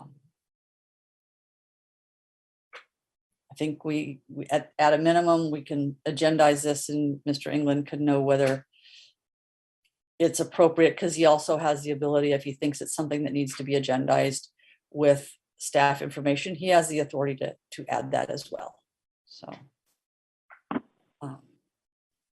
does anybody else have any other future agenda items? Mr. Weinberg? I had You're on one mute. more. I did have one more, Mayor. Thank you. No, I have a point of order. Go ahead. It's my understanding that a staff report is only authorized if there are 3 members of the council who want it. That's correct. I think what I heard you just say is, even though there's only 2 members of the council, if staff thinks we should have one, they should go ahead and do it anyway. If Mr. England thinks that there is information that should be brought forward to this council, he can bring information forward to this council. Okay. I would like for us to officially take a tally of who supports this or not. And I whether think that's very clear. We have 2 people who support it, and we do not have 3 people who support it. Well, I don't know that. I don't think we've heard from council members. Councilmember Fliger? We can agendize it for discussion. That is what we would do with 2 members for support. Councilmember Fliger. And I just want to clarify my position. So Councilmember Lee Eng is correct. If we're only having a discussion, then you only need 2 council members. Right. What I heard, and it concerns me just like it concerned Councilmember Weinberg, is we're trying to circumvent the process that if we're having staff do any work, including the city manager, to bring any kind of information or report to council, that requires 3 or more council members. Therefore, if the mayor and Councilmember Lee Eng want to agendize this for discussion, they have every right to do so. But without 3 council members, there should not be any staff work or report brought forward. That requires 3 council members, and we should not be circumventing that process. I will absolutely agree with that, but I will also say that having been on the planning commission, sometimes we did things in planning and we later found out that there were other parts of our code that conflicted with something we were doing or we were planning to do. I would hate to think that we would have no authority from staff to raise their hand and say, whoops, we found a glitch, just in doing business, we found a glitch that we think need to be resolved. So I would make that as an exception to your otherwise correct statement, Councilmember Fliger. And we've all, sung Gabe praises half an hour ago. Yep. And so I have a lot of trust that he will do that work without bringing it back to a council meeting with some full-blown report on the different ordinances and policies. Right. We've got direction on this request, Mayor. Thank you. I think we can close that matter. Is there anything else? I did have one more. Yes, Councilmember. There was a for a future discussion item. I know there was a constituent raised some concerns about, and I don't know if we could just provide direction or else otherwise we would agendize it, to review the pedestrian safety traffic congestion at Foothill Expressway, Main and First Street intersection near the Chevron Station corner. I know there's a lot of concerns about the ingress and egress into the gas station. And then the goal of the review is for the council to provide directions to for the Santa Clara County Airport Roads Department expressway traffic engineers. So I just want to know. Can you stop there, please? I think Mr. England is aware of the item. Mr. England, what do you recommend we do? How should we handle this? Well, certainly council can decide if they would like to place this on the agenda. I think we also received the public comment. We could provide an update through information items as well. The Foothill Expressway is not the city's to maintain in certain areas, so we would have to also get updates from our partners. But we could bring an update as an information item back to council, and based upon what council sees in that update, could then decide to agendize or not. Right. It would be that if we had a discussion, it would be prioritizing it and then highlighting it to our partners, and then Councilmember Lee Ing, would you accept Mr. England's approach? Oh, Which is okay. come back with information, and then based on what we hear, decide whether we want to agendize further discussion or direction. Thank you. Okay, thank you. Mr. Weinberg. Thank you, Madam Mayor. I'd like to make a request that we expand Mr. England's research here to include all of Foothill, because I think that the intersections at Arboretum, at Homestead, it is just as dangerous. Traffic is just as dangerous, and is just as dangerous for pedestrians in the southern part of the city as it is in the north. And I know that a lot of work has already been done by Mr. England on this. I think it'd be easy to incorporate it, but I don't think we should give the southern part of the city a short shift here. I think we should leave it to Mr. England to scope what he's prepared to report back on in the near future. And that might include further review on some of the other intersections. We'll report back, Mayor. Thank you. Anyone else? Vice Mayor. At the last meeting, we had a public speaker about California Proposition 1 and reproductive freedom. And I was wondering whether any council members would be interested in proposing that we consider that, or that we ask the legislative committee to consider whether the city would support that or not. So I will throw that out there to see what my colleagues might think. You may or may not recall that that did go to the legislative committee, and we felt that, and we reported back that that was outside our understanding of the scope of what that committee was formed to do, and that if the council wanted legislative committee to take that matter up, we needed to either task specifically or change the scope of what that committee does in order to consider that that proposition, because we've never dealt with a proposition. We've always dealt with legislation in process. I didn't recall that was specific to Proposition 1. I thought it referred to some other items, but no, it may have referred to more than one thing, but it referred to Proposition 1. It included, because it was based on a request from Councilmember Weinberg. I recall that specifically.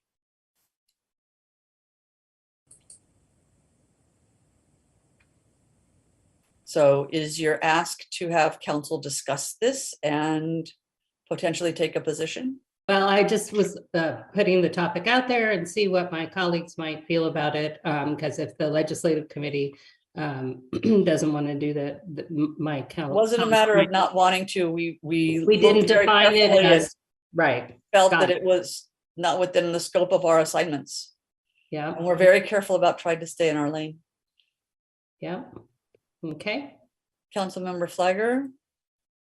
Then if it's not within the legislative subcommittee's scope, then the default is that it comes back to the full council. So if the vice mayor is asking to agendize this for the full council to consider taking a position, then I would support that.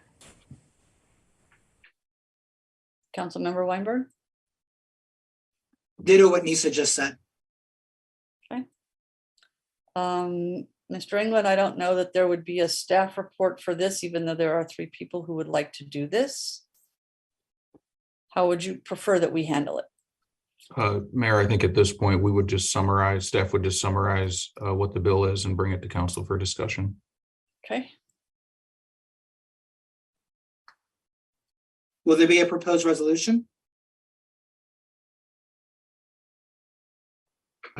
Depending on the council discussion, we could have a resolution again, based on the direction, I don't think we would bring it before the discussion, or we could provide two. Either way. I would support providing two. Because it's on the November ballot and we only have one more meeting, so you would have to provide two resolutions, Gabe. And there might be some league resolutions or something on this that other cities have done, but I haven't looked into it, but I was thinking that might be a way we could look at it.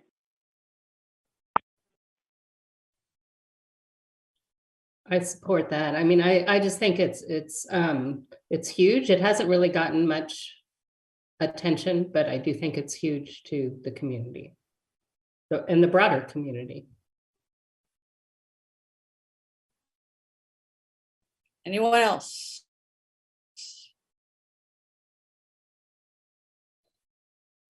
Mr. England, anything? No, Mayor, nothing to report this evening. Okay. Then we are adjourned at 10:36. Thank you all. Recording stopped.